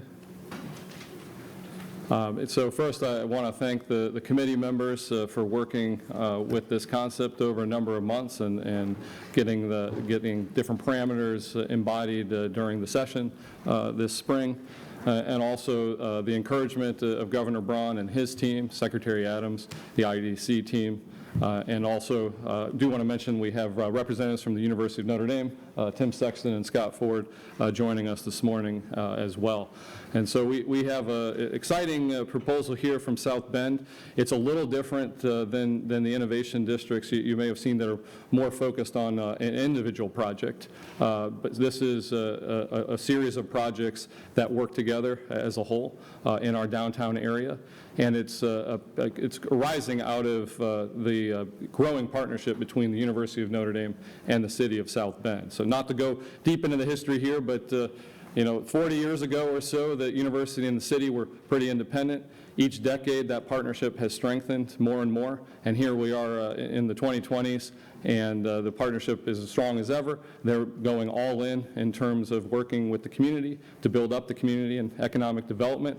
They've upped their research capacity to be internationally renowned, as well as their commercialization efforts to make sure that those research efforts translate into real economic growth. And so that's what the core of this is, the establishment of an innovation district in the heart of South Bend and downtown area. The university is looking to do a tech and talent hub at the former South Bend Tribune building and that area. There are a number of other projects that I won't get into unless there are questions, just for the sake of time and your time this morning. But the key part about this is, this is looking at, in our pipeline, $1.18 billion of investment that this could unlock, as well as creating, there'll be 3,600 jobs, we think, associated with this. Of those, we believe about 2/3 of those will be net new jobs. So there will be some relocation of existing jobs, but net new jobs over 2,000. So that's, I don't know if the presentation is up there for you, or is the clicker? Yeah, we can see it right about here. Is this it? Okay, perfect. So, we want to make sure that as we build this partnership also with the state, so in addition to what the university has, South Bend has seen significant progress over the last 15 years or so, and a large part of that is our partnership with the state, going back as far as regional cities under Governor Pence's administration, going through the last administration and to today. So we are looking forward to continuing to build on our partnership with the state. And because of that, we want to make this, we want to make you proud. We want this partnership to be something we can hold up and perhaps even replicate. You guys can replicate that in cities and communities across the state. And with that, we want to be clear that we're not looking for the state to participate any more than 20% on any individual project in terms of total costs. And then across the average of the projects, some projects are more challenging than others. Across the average, it would be just under 15%. So the state is coming in this partnership with the increment, the sales and income tax, to cover roughly 15% of the total project costs. Local property taxes would probably be roughly the same, maybe a little higher than that 15%. And then, obviously, then there's private investment and others. So we're excited about this market-driven tool where the increments, the projects, the new increment that they generate are helping to bring about their realization. So this is kind of the north downtown picture where the Tech and Talent Hub is looking to be located, both the former South Bend Tribune building as well as the broader campus. And then north of that is another major development as part of this, which is the Madison Lifestyle District. And so there's components here of making sure you have the housing and the amenities and all the pieces that fit together to make this a successful innovation district. So from the university's phase one is looking, the first part would be 540 FTEs, 200 square feet, and an economic impact of $188 million. And that initial investment is $132 million. So it's ready to go once we figure out these funding gaps that the IDD would help cover. And so the idea here is to bring, some of their existing assets that are, as I mentioned, there are some relocation of existing jobs, but also bringing in new industry partners and jobs into the heart of our downtown. And then here's an example of just some of the partnerships that the university has already or is looking to build further as part of this hub. And so this is kind of a view from downtown South Bend looking at the campus, which is northeast of the city of South Bend, just on the border, and how the connection is really, it's 1.5 miles. And so we've just worked with the university to build a trail to connect both downtown and the university. So it's symbolic of that strengthening partnership between both the university and the city. Here's the Madison Lifestyle District, again, looking to be, by making sure that limiting the state's contribution to this, we're looking to be responsible in terms of the development partners we bring in and the returns they're looking to have in terms of the private side. Main Street development, some more housing across the way from the Tech and Talent Hub. Michigan Street Corridor, which is our historic retail corridor downtown that's had been hollowed out for many decades, is starting to come back. Downtown Central, another part, if you've been to South Bend, it's where the County City Building is, and also an area that is in need of some revitalization. Then finally, if you've been to downtown, there's the Cubs Stadium, Four Winds Field, as well as the last existing Studebaker buildings. And so this is one of the pieces where the IDD and the state funding is most critical to make the projects happen, in that, when you have a clear field and you build something up, traditional property tax revenue is really helpful in terms of TIF districts and others. But when you have vacant buildings, that's not quite the same case. But when you change a vacant building to a building full of life, full of retail, full of jobs, and so forth, that's where the value comes in, and that's why this tool is so critical in realizing this redevelopment. So I'm going to just, we could keep going, but I just if you have questions, would love to answer them, but just want to kind of show you the footprint of the proposed district and how it fits together. And like I said, on the north part is the Tech and Talent Hub and the Madison Lifestyle District. On the south side is the Studebaker campus and also where former Studebaker buildings once stood. And so with that, be happy to answer any questions. Yeah, thanks, Mayor. I just want to say, I've had the privilege to work with the mayor and Caleb and Tim Sexton from Notre Dame, and this does more than just really build the city of South Bend, and up that way, it really will benefit the entire region, which then funnels down to the state. And I also want to make note that the projects that Notre Dame is involved in will be taxable projects. They're not going to use their nonprofit status, and they will be taxable projects for the community. So, this USC guy is not too proud to thank Notre Dame for their contributions to our community. So, Tim and John, thank you very much. Senator Skotsky. Yes, Mr. Chair, I do want to say thank you to your diligence in this. For the last several months, there has been great conversations with Mayor Mueller and representatives from Notre Dame, Tim Sexton and Scott Ford. But seriously, there were a lot of parameters that were worked out to do this in a meaningful manner that is going to make a very, very big difference for the city of South Bend. As you know, we talk often, the changes that are taking place in South Bend and within St. Joseph County are generational right now, multi-generational, and this is going to be one more aspect that is going to really we're going to emerge on the map much better than we have for a great period of time, and it's just a great pleasure being a part of this and working with you on this. Thank you all concerned. Any other questions? All right, thank you. Thank you.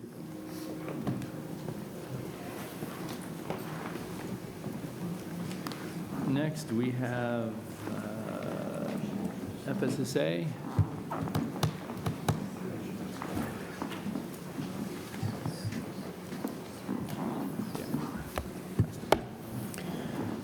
Good morning, Mr. Chairman, members of the committee. My name is Paul Bowling. I'm the Chief Financial Officer for the Family and Social Service Administration. We have one state plan amendment for the committee this morning. This amendment is around our PACE program. There are a few changes in this amendment. The first change is that PACE providers moving forward will collect patient liabilities from members of the PACE program, similar to how we collect liabilities for nursing homes, in nursing homes. The second change requires PACE facilities to refund to members any liabilities that they have collected currently or in the past, since they were not approved to do that from CMS. According to this, when those refunds are issued to the PACE members, FSSA, in determining their eligibility, will not count that income toward their eligibility, as this is a refund from what they had previously paid in. The fiscal impact of this change is estimated around $300,000 on a yearly basis, with a state share of around $160,000, and we would expect to have this change in effect October 1st of 2025. Questions? All right. All right, thank you. Thank you. Next up, we have the Northern Indiana RDA. I've got Bethany Hartley, Tim Sexton, and Kristen Pruitt. Good morning. Thank you very much for your time, and thank you, Senator Mishler, for being a strong representative as we present this, and Senator Niskotsky as our representative as well. The Northern Indiana Regional Development Authority is a three-county RDA that represents Elkhart, St. Joe, and Marshall counties. And today we're here to discuss the Regional Revolving Loan Fund and the parameters that we have put in place around this. And so the purpose of this fund, if you're not aware, we are the administrator for the READY program, our RDA is, and so we're looking at this fund as an evergreen fund to provide economic development gap financing across our three-county region. As you heard from Mayor Mueller, we have a lot of momentum going on up in the region. We've had net positive in-migration as of late, and a lot of that could be attributed to our partnerships with the state of Indiana and the regional cities and READY programs. They have been catalytic for us, and so we believe this fund would do the same in that it would be catalytic and transformative for our region to improve quality of place. And so we would look to establish this sustainable capital for future projects and long-term sustainability and economic development in our three-county region. As we look at what this fund can be used for, we're proposing the following, and it would be used around, again, economic development projects, only capital projects, and doing lending for $25 million of it, setting aside $3 million according to the legislation for grants to nonprofits that would have to match 1-to-1. And they must be, as it says here, catalytic in nature. We often look at projects that would be one of one. You saw some images of the Madison Lifestyle District. That is a multi-block project that is receiving some READY funding. Similar behaviors like that is what we're looking for in projects of this scale and nature. When we look at evaluation, the RDA, as mentioned, it's a 5-member board that is appointed by the mayors and commissioners of our region, and they have been good stewards of state tax dollars in our READY program and Regional Cities program. And so when they're looking at due diligence in partnership with the South Bend Elkhart Regional Partnership staff, these are the pieces we look at when it comes to evaluating criteria for projects. So as you can see, quality of place, job creation, retention. We have about 40,000 higher ed students across our 9 higher eds on the Indiana side in our region. And while we appreciate Notre Dame, it is one of 9, and so we want to think about how might we keep more of those students in our region. We have a lot of job opportunities that we need to fill with educated talent, and we believe projects like this are what help that retention piece. Furthermore, we're looking at project readiness and feasibility. We want to make good, sound investments in these projects, and thinking about, again, what do our residents need first and foremost to want to stay and live in our region. With that, I'll turn it over to Kristen Pruitt. Can I have the shade? Oh, yep, sorry. Good morning. I'm Kristen Pruitt. I'm the Vice Chair of the Regional Development Authority Board, Northern Indiana, and I have had the privilege of serving on the RDA since 2016. And in that capacity, we've administered $137 million of investment that we've been able to leverage into over $1.3 billion. I should have the exact number, but I don't, of private investment in the region as well, which is a big reason, a big catalyst for the transformation that's been mentioned in our 3-county region. Our vision for the revolving loan fund is really based on this, that the projects we were able to fund were projects that were ready and available, pardon the pun, to be ready for funding at the moment the funds were able to be granted and deployed. There were a lot of projects that we saw that were not quite ready, they were not quite ripe, or that had just sort of missed the timeline. And with this $30 million that the state generously awarded the region, what we realized is that this gives us an opportunity to be a little bit more thoughtful over a longer period of time and have sustained funding for projects as they come available. So our plan would be that the RDA would retain the South Bend Elkhart Regional Partnership that Bethany is the CEO of, who have very capably administered the $137 million that we've granted so far. We would retain them as the administrator for the revolving loan fund. We would keep an application open on an online portal and would be ready to evaluate projects as they become ripe for evaluation, rather than in a batch format that we've used for prior funding. We will have, the online portal will be able to collect documents and we'll be able to assess readiness. We will form a committee, a loan committee, with RDA representation, but that will also be made up of commercial lenders from the region with an eye toward loan, making good, sound loan decisions, underwriting decisions, and structure decisions to make sure that the money is being deployed appropriately. The RDA will approve all of the loan requests that have been passed along by the loan committee, and then we'll use legal counsel to standardize closing in a commercially reasonable way. And of course, have monitoring and annual reporting, milestone tracking, KPIs, et cetera, to keep an eye on the funds. And of course, after the loans are executed, you will all see the loans before everything is finalized.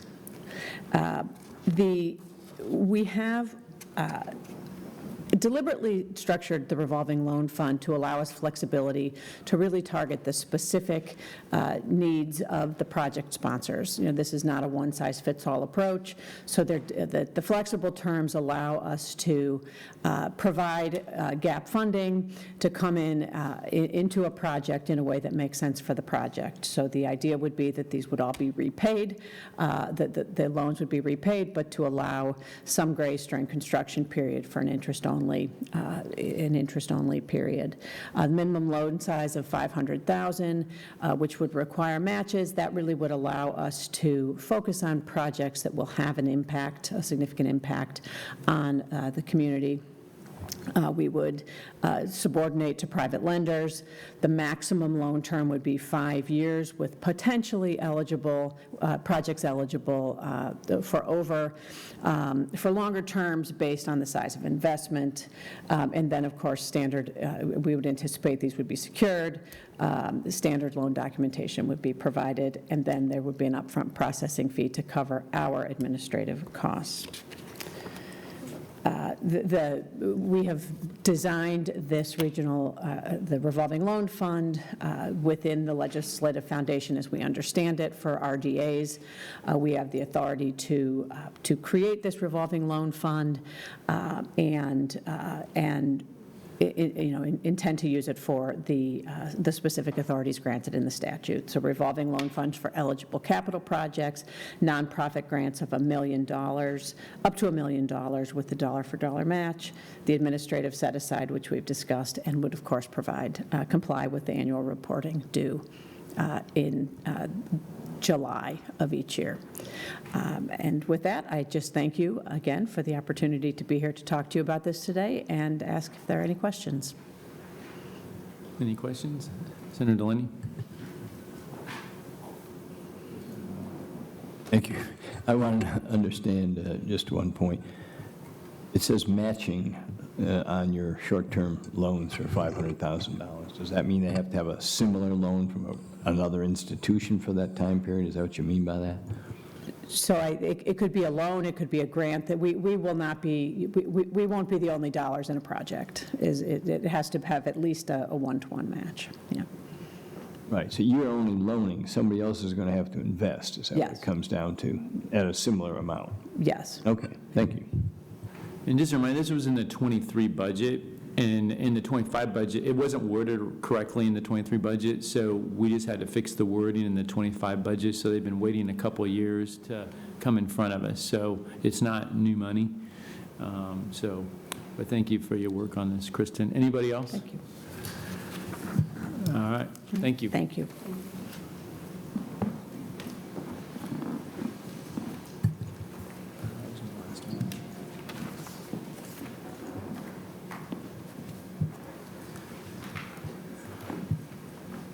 Are there any motions to remove any items from the agenda?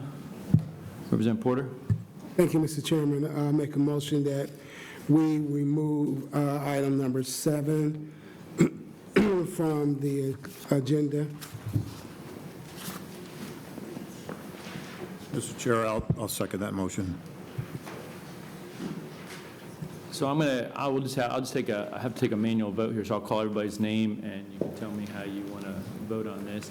A yes is to take it off the agenda, a no is to leave it on the agenda. Okay? So, Representative Porter? Yes.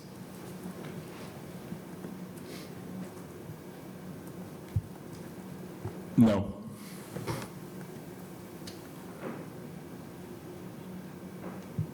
I will be a no. Representative Thompson? No. Senator Skotsky? Yes. Okay. So that was 3-2, so it will stay on the agenda. So I'll entertain a motion to approve the agenda. So moved, Mr. Chairman. I'll second the motion, Mr. Chair. Mr. Chairman, is discussion possible at this point? Do you have a question or comment? Let me finish with the agenda before we start with, Secretary Robe. I'll do that, if that's okay. All right, so I had motion and second. All in favor, say aye. Aye. Opposed? Nay. Okay. All right, so the agenda is approved. Representative Delaney. I don't know the number, but I believe this body will be tasked with facing up to the fact that we're going to have a surplus out of this prison program at Miami, that the federal government will be infusing what could be substantial sums. This body, I'm suggesting, will have to monitor that to see what that is. And I think this body will have to work with the legislature to see what is a morally appropriate use for money that we make off of profiting from keeping people in prison, however temporarily. So I think we need to do that. I think that's an important function. And I also think that it's worth remarking that in this case, the function of this body, meaning the State Budget Committee, and its inherent lack of clarity in my mind, it's just been a problem since the 1950s, comes up because we used to have precise legislation saying as recently as 2023 how much money would go to prison X, how much money would go to prison Y, and so forth, and we knew what the projects were. This is a project that has never occurred. We've never done anything like this. We never heard it in the legislature.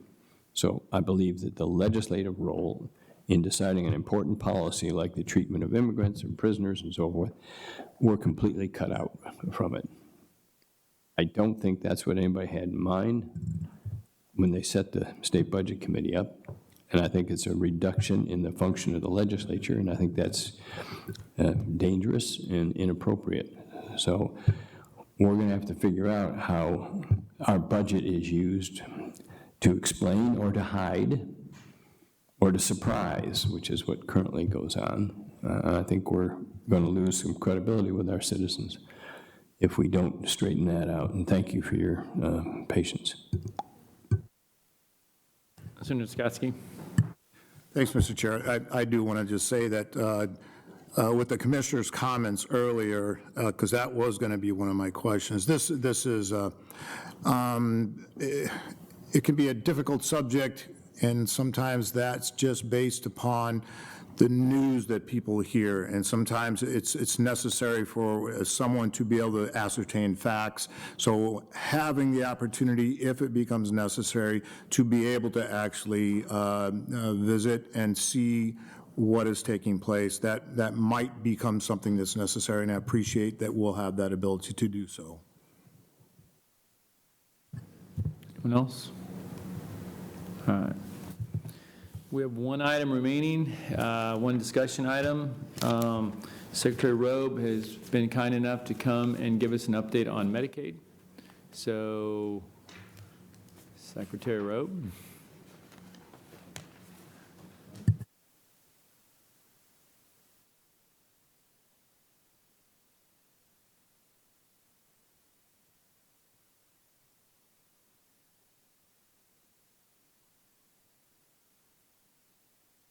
Was what I might be saying. But the governor asked me to come before this group and share with you an update on kind of where FSSA is following the passage of the big, beautiful bill on a variety of subjects. So I'll get started directly. So as we've talked about during the legislative process, we are moving forward with HIP 3.0. The work requirement, actually, we learned this week, would not be allowed to be effective 7/1/26. CMS will not have their rules and regulations available by then, so it will be a 1/1/27 beginning. We are attempting to revise the benefit package to reinsert personal responsibility and give people carrots as well as sticks. The big, beautiful bill gives them several sticks regarding cost-sharing requirements. We'd like to provide them with several carrots, which they don't currently have in HIP 1.0. For instance, if you were to receive a flu shot, you would receive a diminution in your cost-sharing requirements. We are not sure that CMS will allow that to occur. We are also immersed in the rural health in our efforts to effectively spend for Indiana our portion of the $50 billion rural health transformation. We have with us today one of the Rural Health Committee members, Senator Good, who was kind enough to join us for our second meeting yesterday virtually in Indianapolis. Those meetings occur virtually, and every member of the House and Senate and their staffs are welcome to attend if they so choose. But before I get into Medicaid expenses, I wanted to talk about SNAP for just a minute. I don't have a specific slide on SNAP, but I do think it's important to alert the Budget Committee to several changes in SNAP that are occurring as a result of the big, beautiful bill. The first is the development of a 75% share starting at the beginning of next federal fiscal year. So the 1st of October of 2026, we will be picking up 75% of the administrative fee. That will amount to $36 million in unbudgeted general fund revenue for the 2027 fiscal year, and $50 million a year going forward from there. In addition, there is a much more severe penalty for an increased error rate above 6%. Our current error rate is at 7.7%. We are determined to get inside the 6% number. We've had discussions with the budget director about how we would be doing that, because the penalty for not doing that is far more severe than the cost of making sure that we do get inside of that number. But here's the real issue that I wanted to talk about today, and that is Medicaid expenses. And I've kind of broken this down a bit differently than you usually see. One is the HIP program, which is able-bodied adults. And then there's Hoosier Healthwise and fee-for-service and pathways. Hoosier Healthwise and pathways are, or rather Hoosier Healthwise and Hoosier Care Connect are pregnant women and children. Candidly, the price for covering pregnant women and children is relatively low. It's about $460 per member per month. For those of you who purchase your own health insurance, you'll recognize that that's a pretty small number for covering over 800,000 people. The same cannot be said for fee-for-service and pathways. This is our most expensive and fastest growing component of the Indiana Medicaid program. As you can see, it's grown from $4.2 billion in 2017 to $11.3 billion in the upcoming fiscal year. So why is that? Well, or what does that mean? It means that Medicaid appropriations from the Indiana General Fund have grown at 134% over the course of the last 10 years. This is an unsustainable growth rate. And how did this happen? Well, we'll give you just a couple of examples, but it's not all inclusive. The first is ABA therapy. ABA therapy has grown exponentially. That's an understatement, actually. We'll be at about $600+ million, even with a rate cut later this year. And we're efforting to get that under control, but it will probably never go down significantly from where we are today. The other piece that I'd call to your attention is Pathways Attendant Care. Sometime in August or June of 2021, the state of Indiana was spending approximately $15 million per year, rather per month. By April of 2024, we were spending $85 million a month. Obviously, we cannot support that on a go-forward basis. I would reference two things to you. The first is the significant rate increase that occurred in 2023, and the growth of individuals who are receiving over 60 hours of care per week has been extraordinary and budget-breaking. The last example I'll use is the federally qualified health centers, the growth of federal qualified health centers expenditures. In fiscal year 21, it was just under $300 million. This year, it's about $500 million. There is one particular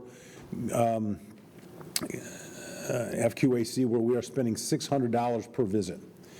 Let me repeat that. There is one particular FQAC where we are spending $600 per visit. So we are working with the federal government to try to get this under control. We have very little control because the federal government, because the rules put in place by the federal government regarding FQHCs. Very few of our programs have quality metrics. One of the greatest mistakes is to judge policies and programs by their intentions rather than results, said Nobel Prize-winning economist Milton Friedman. So we'll be putting more indicia of success into our programs. Let me change gears here and talk about some of Indiana's healthcare challenges. Most of you know that I had this job 20 years ago, and when people came to me and said, why do we have such high hospital costs, and why are we buying a Cadillac and getting a Chevrolet? Well, today we're buying, our hospital prices remain high, and our health outcomes are substandard. The hospitals and others came to us and they said, or I said, and I came before this committee 20 years ago and said, the prevailing assumption was that Indiana's high hospital costs stemmed from its large uninsured population. Today, despite near universal insurance coverage, hospital costs have skyrocketed without corresponding improvements in outcomes. So to the hospitals, we said, you've asked for carrots, we provided them. They didn't work. Now we're going to give you fewer carrots and a handful of sticks. We're planning on utilizing incentives to reduce hospital costs, leveraging Medicaid reimbursement as a strategic tool through our direct payment program. Some of you may have heard from hospitals that you represent regarding the changes that we have made in this area. We have made significant alterations in the mechanisms for capturing dollars for these programs. That includes maximizing the 6% hospital tax, which will eventually slide to 3.5%, and I'm happy to answer questions about that if members have those questions. That's a looming problem for the state, but not for a couple of years. We've also exempted county hospitals and asked them to put up IGT so we can pull down as much cash as we possibly can as we have to slide down to that 3.5% number. We have made the submission to the federal government. They have begun asking us questions and providing some direction, but we're not expecting to get an answer on where we are on this until late December or early next year. Medicaid reimbursement will be directly correlated to each hospital's average commercial rate, and we're calculating average commercial rate using a company called NFP in accordance with House Bill 1004 that was passed by the Indiana General Assembly. We've created 3 tiers of hospitals. Those 3 tiers include county hospitals, critical access hospitals, rural hospitals, and hospitals subject to a federal consent decree prior to 1980. I'll answer that question if you want, if you don't know the answer to it. Hospital systems that have annual net patient revenue derived in Indiana of less than $2 billion is the second tier, and the third tier is hospital systems that have annual net patient revenues derived from Indiana equal to or more than $2 billion. Again, we hired NFP in accordance with 1004 to capture that data through the transparency portal set up by CMS. We have an initial calculation. It is only initial calculation that we had to submit to the federal government before the signing of the big beautiful bill. We managed to get under that deadline. Our final numbers will be available on the approximately November 1st of this year, and we'll continue to work with hospitals to clarify and make adaptations to that NFP strategy in the weeks and months ahead. So this is where we have gone with our class structure. So for Class 1 hospitals, 150% of state plan approved schedule dollars will be reimbursed. Class 2, commercial rates below 200% of Medicare will receive 150%. Commercial rates below, between 200 and 265 will receive 125%. Commercial rates above 265% will receive 100% of state-approved schedule. For Class 3 hospitals, you can read, I won't read that in significant detail, but suffice it to say that all of the class hospitals fall above 265% of Medicare. This is what I refer to as the dot plot. You can see that green line is the green line that delineates what 265% of average commercial rates. In most of the hospitals in the state of Indiana, as I think we all know, are significantly above that, and we're working with them to incentivize them to decrease that number. So back to the last buffalo hunt. So I am on, along with the governor, on the last buffalo hunt, the last chance to go to Washington, D.C. and get as much money as we possibly can for the state of Indiana from the for the MCAF candidly in the unlikely event that were to occur, and from the HAF and our mechanisms for that. But suffice it to, when we get back, whatever number we get, that's what we're going to have, and it will be declining over that period of time, eventually to 3.5%. And this will create significant stress for the Indiana Medicaid program, not necessarily in 2027 and 2028 and 9, but in the out years after that. It looks tough.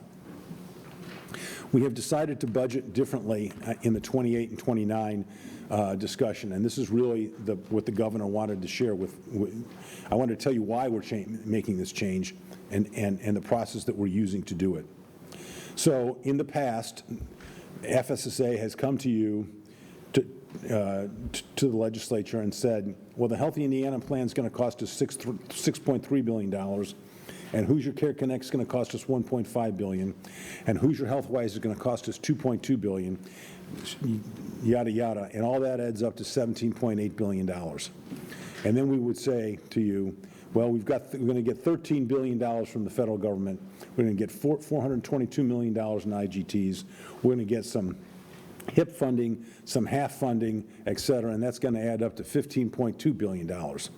Well, $15.2 billion is less than $17.8 billion. So we would come to you and say, to the General Assembly, and say, ladies and gentlemen, we need $2.9 billion to plug our budget. And you can see as a result of that, you can see how much more money we're taking out of the general revenue fund. 53% increase, 7.3% increase, 9.5% increase, 7.7% increase. As we begin to craft the 2028 and 2029 budget, we're going to solve for 2%. In other words, we're going to say, what does a 2% growth rate from the general revenue fund look like? And what do we need to do above the line to reduce our cost structure? So unfortunately, we have built a healthcare delivery system that we can no longer afford, and it's time that we face that reality and make the necessary changes in that delivery system, because every dollar we send to a hospital is a dollar we don't send to a school. Every dollar we give to a doctor is a dollar we don't give to a teacher. Happy to answer questions from members of the committee if they have them. Thanks, Mitch. That's very true, because if you look, Medicaid is more than doubled just in the last 4 years, and as Medicaid as a percentage of our budget ticks up 1%, education ticks down. So that's a fact. But I did have one question. In fact, I missed this on the first go through because they were such outliers. And maybe you don't know off the top of your head, but on your dot map? I don't know. You know what I was going to ask? I know what you're going to ask, yes. I don't know that answer. And if I would like to know who the two above 7% yeah, I know. If I did. I can kind of imagine who the two are, but I guess I need to confirm who they are. Yeah, well. Okay. All right, question, Senator Cadora. Thank you, Mr. Chair. Thank you, Secretary, for being with us today. I have a few questions. What is the one on HIP 3? I'm going to go in sequence based on your presentation. On the HIP 3.0, when you talked with us during session, there were discussions based on legislation, whether or not people will be purged or rolled off Medicaid based on capped budget versus 500,000. Can you give us a status update on HIP 3.0 enrollment? and if anybody has been purged off of Medicaid in the last few months. No one has been purged off of Medicaid except for the normal course of business. We have, what you say, when you say purge, I say churn.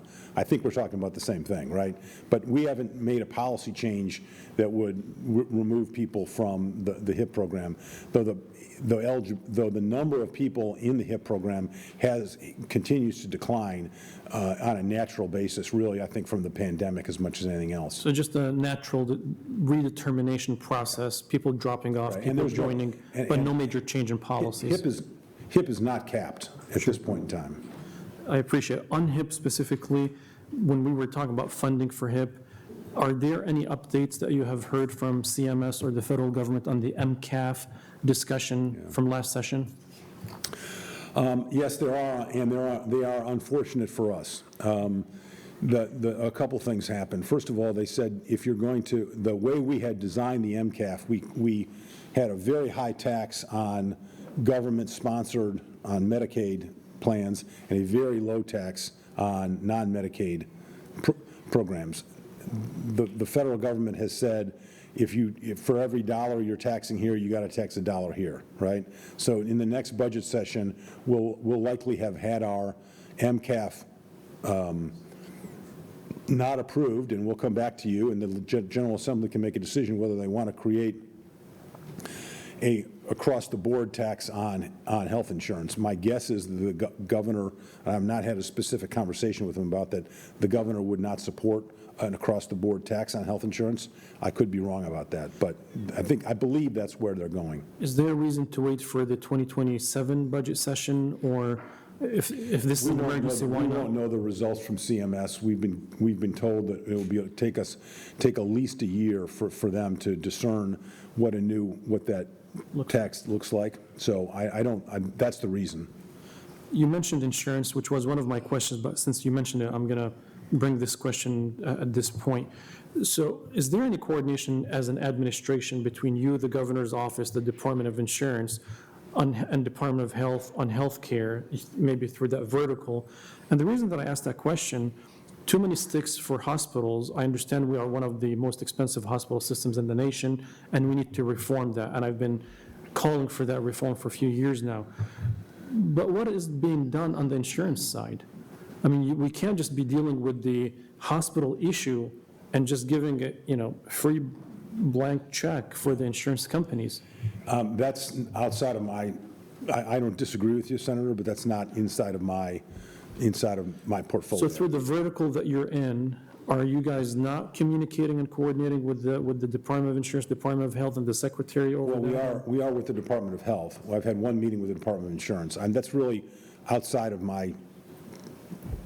I understand. We'll take it maybe with other folks. Moving on to the rural health program, what is the process to decide who's the committee, who will be determining who's going to receive how much? Is there a committee that you've established to determine the funding priorities and who will receive what? Well, we haven't determined those priorities. We began this process well before the federal government issued its final rule or final. There's a federal government name for everything, and I don't know the exact one for this one, but suffice it to say, the application is out and came out Monday at 10 o'clock in the morning. So I'm sure you've read it. He left. Maybe. So that's out. We've had a couple of meetings on it, and they're recorded, and you're welcome to watch them, or you're welcome to participate. Let me tell you what this is Mitch Robe's perception of what I think I've heard, right? If you talk to Dr. Weaver, she may say something else. If you talk to the senator, he may have heard something differently than I heard. But the priorities that I heard for rural health were, one, infrastructure, physical infrastructure in hospitals and in health departments, including electronic medical record interoperability. The second that I heard was improving emergency dispatch.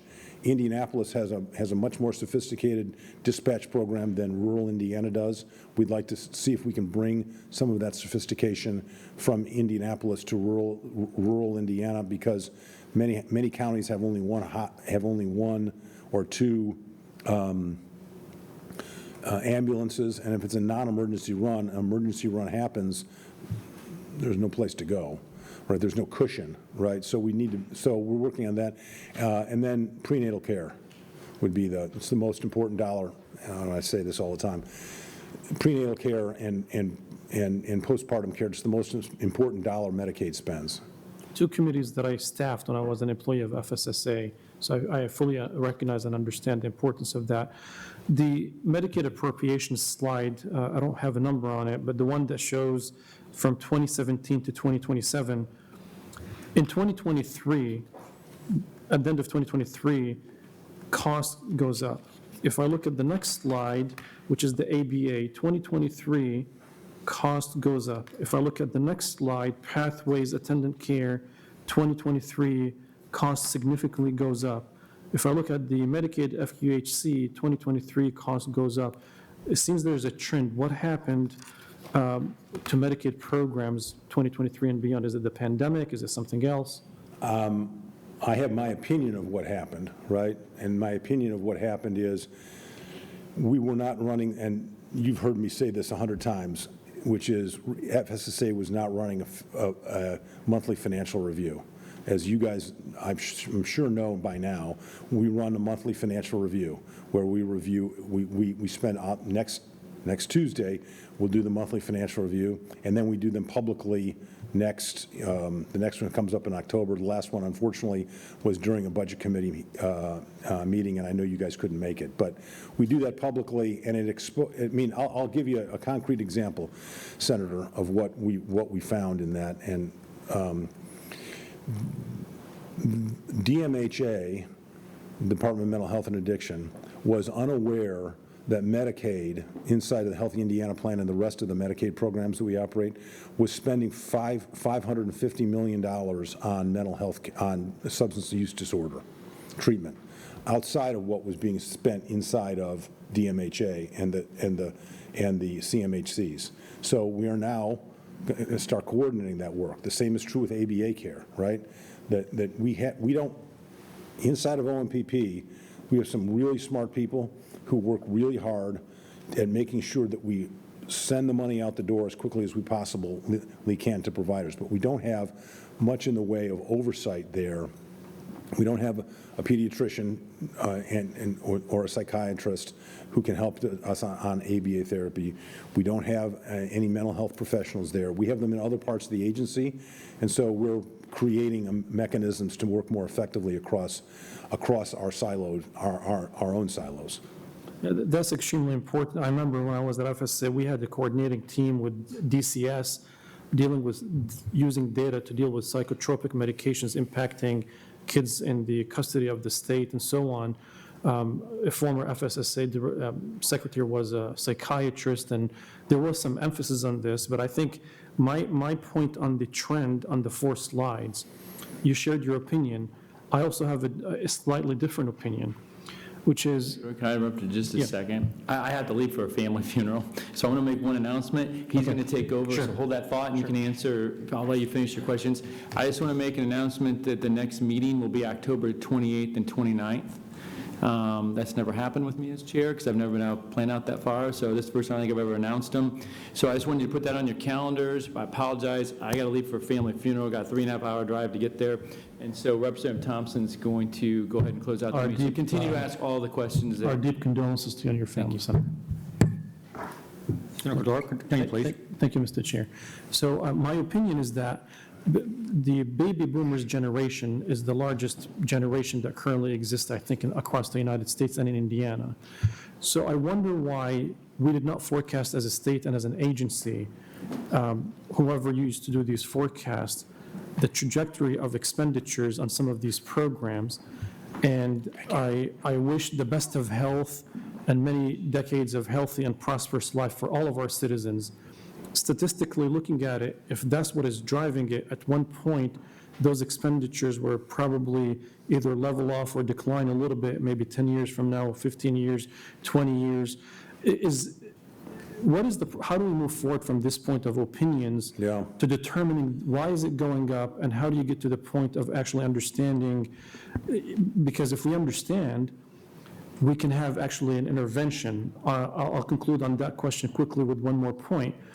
The state determined we have so much liability on the pre-1996 teacher pension funds, and it will be paid in the 2030s.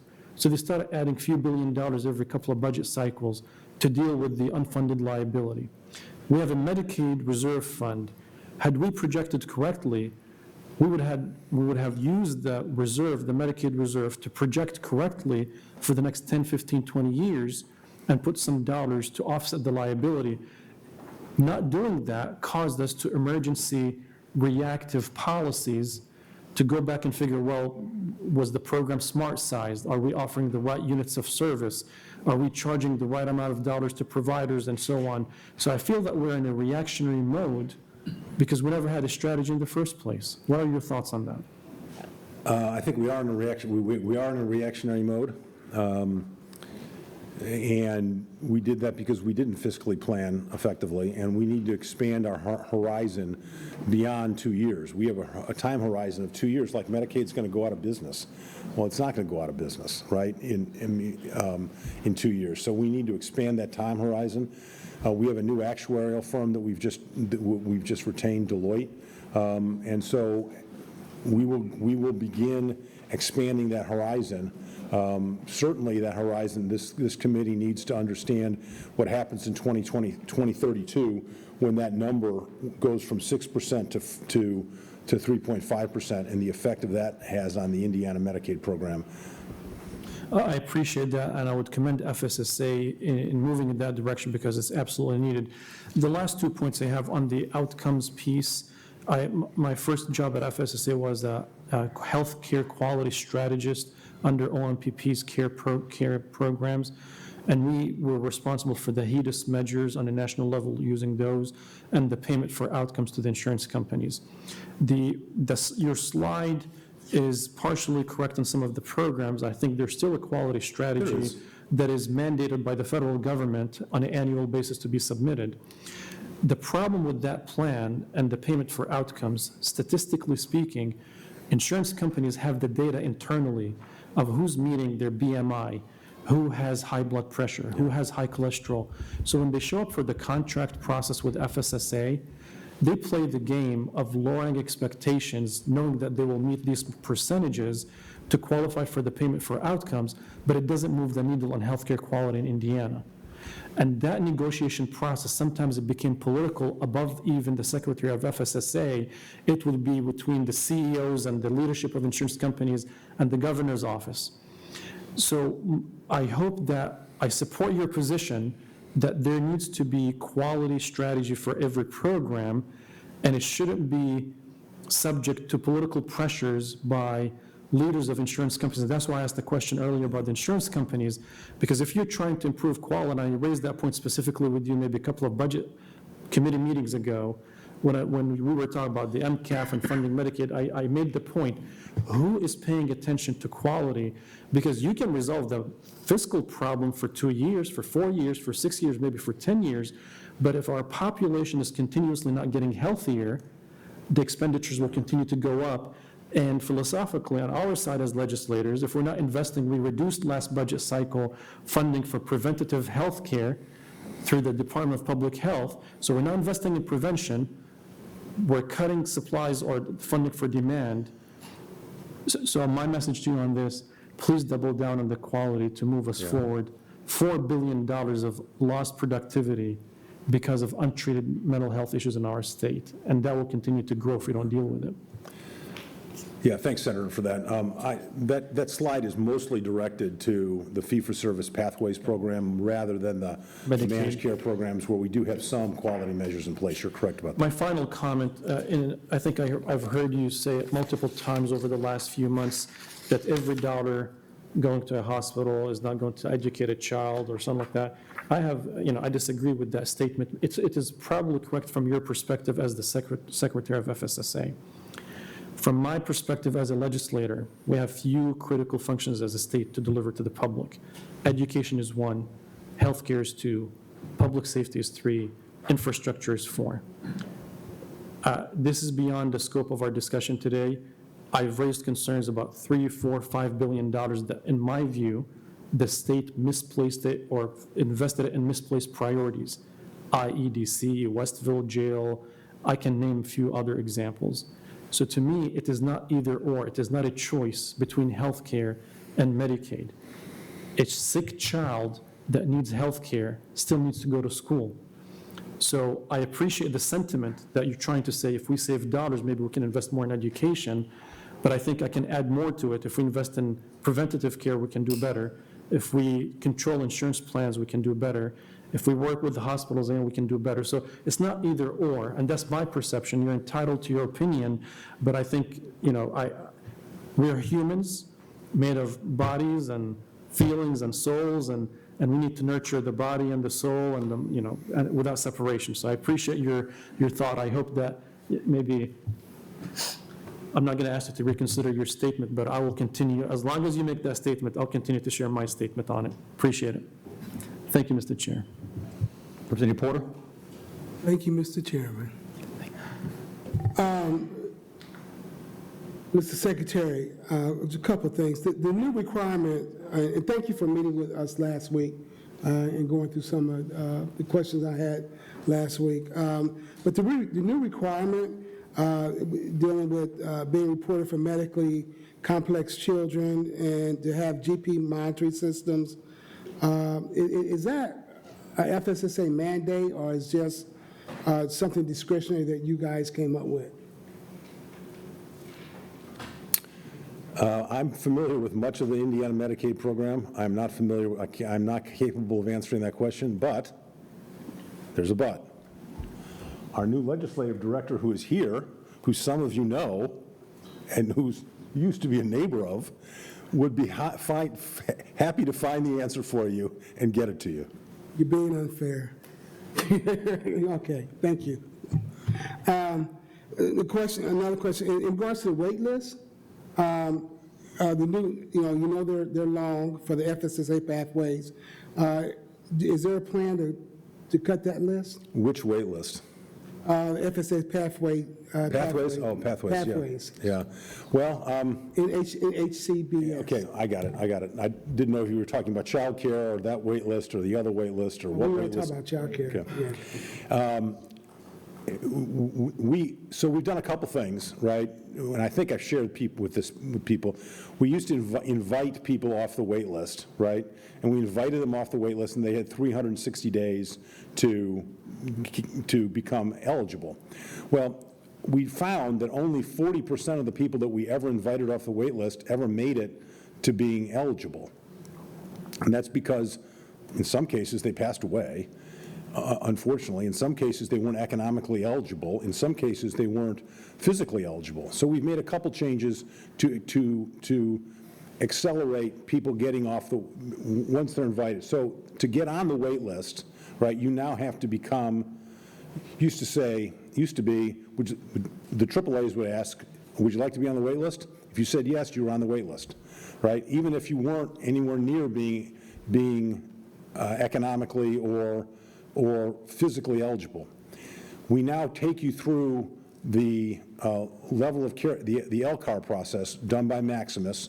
So in June, on July 1, we went from having 16 different organizations with candidly 16 different judgments on level of care. The previous administration decided, and I think this is the right choice, to go to one level of care assessment, and that's being done by Maximus today. So before you can go on that wait list, you have to meet the level of care. And we think that will increase the speed at which we can actually get people into services, because if only 40% were meeting it before. And then we also have restarted the what's called money follows the person. I don't know if people on the committee are familiar with this, but for an individual who wants to leave a nursing home that costs us, and I'll use round numbers, $95,000 a year, and move to assisted living that costs us $45,000 a year, we now have a program called Money Follows the Person, and the federal government incentivizes us. They pay 100% of that price for the first year. So if we find people who want to leave a nursing home, who have gotten better, or don't need that level of care and want to move to assisted living, we can do that. So all of those things, I think, start to chip away at that wait list, but the wait list is still longer than we'd like because we don't have the fiscal resources to address it in the manner in which we would like. One last question. In regards to we've had a lot of discussions prior to you coming back about autism and the cost of autism. Do we have any, with the big beautiful bill, do we have any plans to further save Medicaid dollars by curtailing the Medicaid option services offered through the Medicaid state plan? You mean ABA therapy? Yes, sir. So as I think you all know, we have an ABA task force that we're working through. I don't have the final recommendations on that, but I think most of the members would believe that that task force has to make some changes in ABA therapy. We've, as I think you guys all know, I think you're all aware that the previous administration intended to kick off half the people off of ABA therapy on April 1st because they would have been on for 3 years, and there was no place to put them. So the governor said, we're not going to do that. We're going to create a different plan. We're going to warn parents. We're going to prioritize, try to get them into schools. But at some point in time, I think we have to recognize that 40 hours of care for a child with autism who's 5, who we're paying at the top rate for 40 hours a week, 40 hours a week, they're not benefiting at that level, right? I mean, I wouldn't benefit from 40 hours of therapy a week. I just couldn't concentrate that long. So, I mean, this will come out sometime in, I think, October or November. Thank you, Mr. Chairman. Thank you, Mr. Secretary. Representative Delaney. As you know, Secretary Rubb, I always enjoy dealing with you, and you've only helped me by your wonderful graphics. We might as well look at the one that's up here. Yeah, I have to second what Senator Gadura said. I can show you and will send to you the numbers as to where we've diverted education money to. So the cause of the decline in our support for education does not necessarily lie alone with the hospitals. It's in multiple locations. We're funding things that we never funded and never needed to fund under the guise of education. But I'm loving your last buffalo hunt thing. What are you willing to share with us about this trip to Washington with the governor? I hope it won't be by helicopter, but I hope that you'd share with us something about what this is, what secret sauce you have to get a one-time chance to get Medicaid money from Washington. Well, it's every year for the last several years, right? We've gone to Washington, D.C., hat in hand, and said, this is our preprint, this is how much money we'd like, right? That whatever we get this time is, and we believe we have maxed it out, right? Because from whatever number we start at, we're going to drop down to 3.5%. And we're going to have to live within those means. Is that the answer? Yeah, so you're not saying that you have some special secret back door you can go through and meet the right guy and get the job done. You're just saying you're going to get the highest number you're ever going to get, and from now on it's going to be lower. I wish I knew a guy. Well, yeah, they're out there. All right. Lastly, we did not get into child care. Am I right to assume that you're being overwhelmed with negative comments about the reduction in pre-K, CCDF, and so forth on my way? Is that causing a lot of negative reaction from the public, the providers, and the consumers, the parents? It wasn't something we relished doing. I think most people recognize, unfortunately, that was a fiscal necessity. I mean, we had one of two choices, right? We could either remove children from daycare or we could decrease the rates. We chose... It does the same result. Pardon me? It has the same result. Different people, but when you lower the rates, there are people that just will drop out. They can't cover Well, the. there are providers that drop out, that's Yeah, right. providers drop out, and some parents say, I can't jump to this higher number without the state's help. So, I'm not sure I understand your second point. I don't well, disagree with your first. some of the providers, I think, will ask, the state used to give us 300, they're giving us 140. If you, the parent, give me 75 or 100, I'll suffer with it. Then parents are saying, I don't have it. Okay, then they can take that child care voucher, gives that parent choice. It belongs to the child and the parent, not to the facility. Right. So I think your expectation of some rationalization of the number of child care providers out there is probably correct. Well, that doesn't necessarily mean a decrease in the people who are receiving child care. Their word rationalization of the number of providers is well chosen, but rather, in a sense, rather harsh. I just wanted to make sure that we didn't forget that. I'm going to ask the chair if we can in some way, put what the upshot of the changes in child care that are effective, I think, October 1, what the consequences are. So Can we go back and just revisit kind of where, I think this is the last, I believe this is the last shoe to drop in the child care saga, but let's revisit, since we're talking about child care, let's revisit that child care saga. So child care was being funded in 2021 at roughly 40,000 children. And I'm going to use round numbers here, and we can get understood. And then the ARPA money came in, right? And the previous administration decided, well, we have a child care wait list. Let's use some of that money on the child care wait list. So we went from having 40,000 kids to having 65, 70,000 children, right? And we increased rates, right? We increased rates in that period of time. We increased rates significantly. And then the ARPA money ran out I'll use calendar years, in 23, all right? And the previous administration said, well, we still want to provide child care, so we went into what was called the TANF Trust Fund, right? And TANF, as you probably know, as I'm sure you're aware, rolls over. It's not use it or lose it, it rolls over. So we had amassed about $160 million.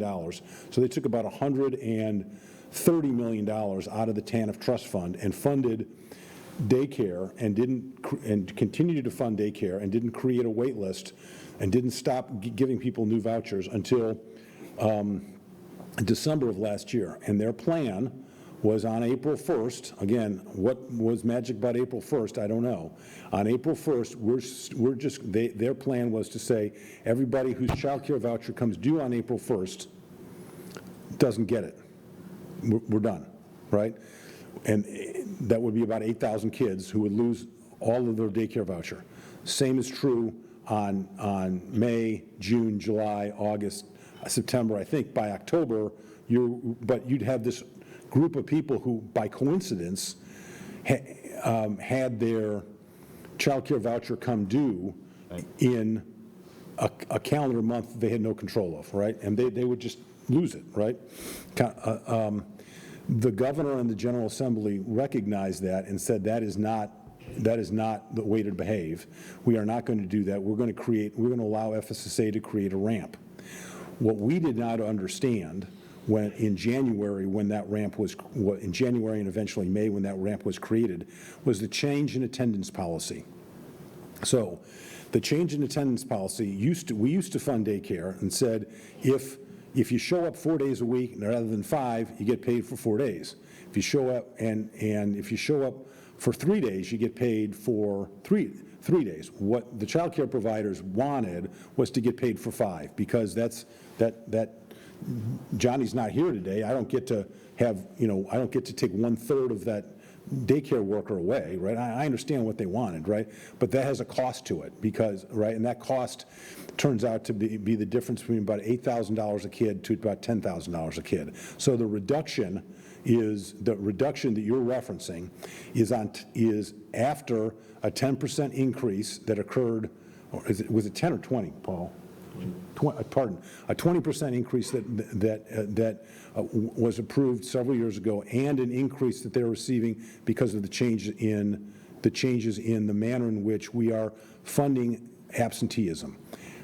I don't credit, I mean, no one relishes the opportunity to do this, but our choices, I've referenced before, we were going to either have to kick children off, which is not what the legislature told us to do, it is not what the governor wants to do, or we were going to have to marginally decrease rates. We chose the second as the least bad option. At the cost of reducing the number of providers, which we've been struggling for years to increase. I sat here through all the annual slow growth ways to build up the provider corps, and then boom, all right.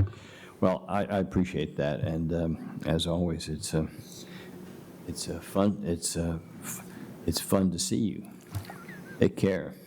Thank you. Mr. Chairman, I did have one more request. I'd suggested that we get into what's happened with the child care at the next meeting, but also I still don't have a report on the positive and negative impacts of the big, beautiful bill, what it's costing the state, what services our schools, universities didn't get under the new procedure that they used to get, and what tax changes we might have to make to conform with their changes. So I hope we'll get to those, get some reports on that and get to that the next meeting. Thank you. Representative Porter? Thank you, Mr. Chairman. I want to reiterate that. I think at the last budget committee, that there was a reference that was rendered in regards to doing analysis of the big, beautiful bill. And I just want to know how close that analysis is by Director Rainey. I'll let Secretary Robe speak to the pieces associated with health care, but on the tax side, we're continuing to work on that.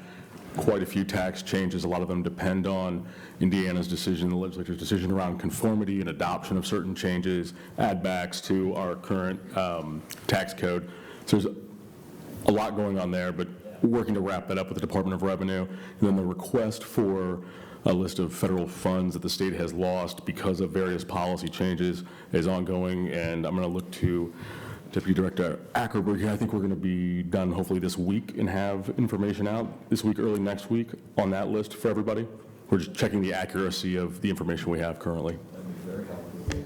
Can I just mention one thing that will not be on that list that I want to call the committee's attention, and that is the changes in the Obamacare subsidies. Those changes will have a deleterious effect on individuals who are receiving care through that mechanism. If you talk to the managed care organizations who run those, who offer that product in the state of Indiana, they are estimating approximately a 40% decline in the number of people who will be receiving subsidies and care in that mechanism. That is likely to negatively impact both, and I've raised this with others, both negative in the longer term. I mean, fortunately, I guess it takes a while to run through, and there's a bipartisan effort in Congress to try to reinstate some of these, but it will have a deleterious effect on medical bankruptcies and on hospital bad debt. Thank you. Any further questions? Thank you, members of the committee. Thank you, Mr. Secretary.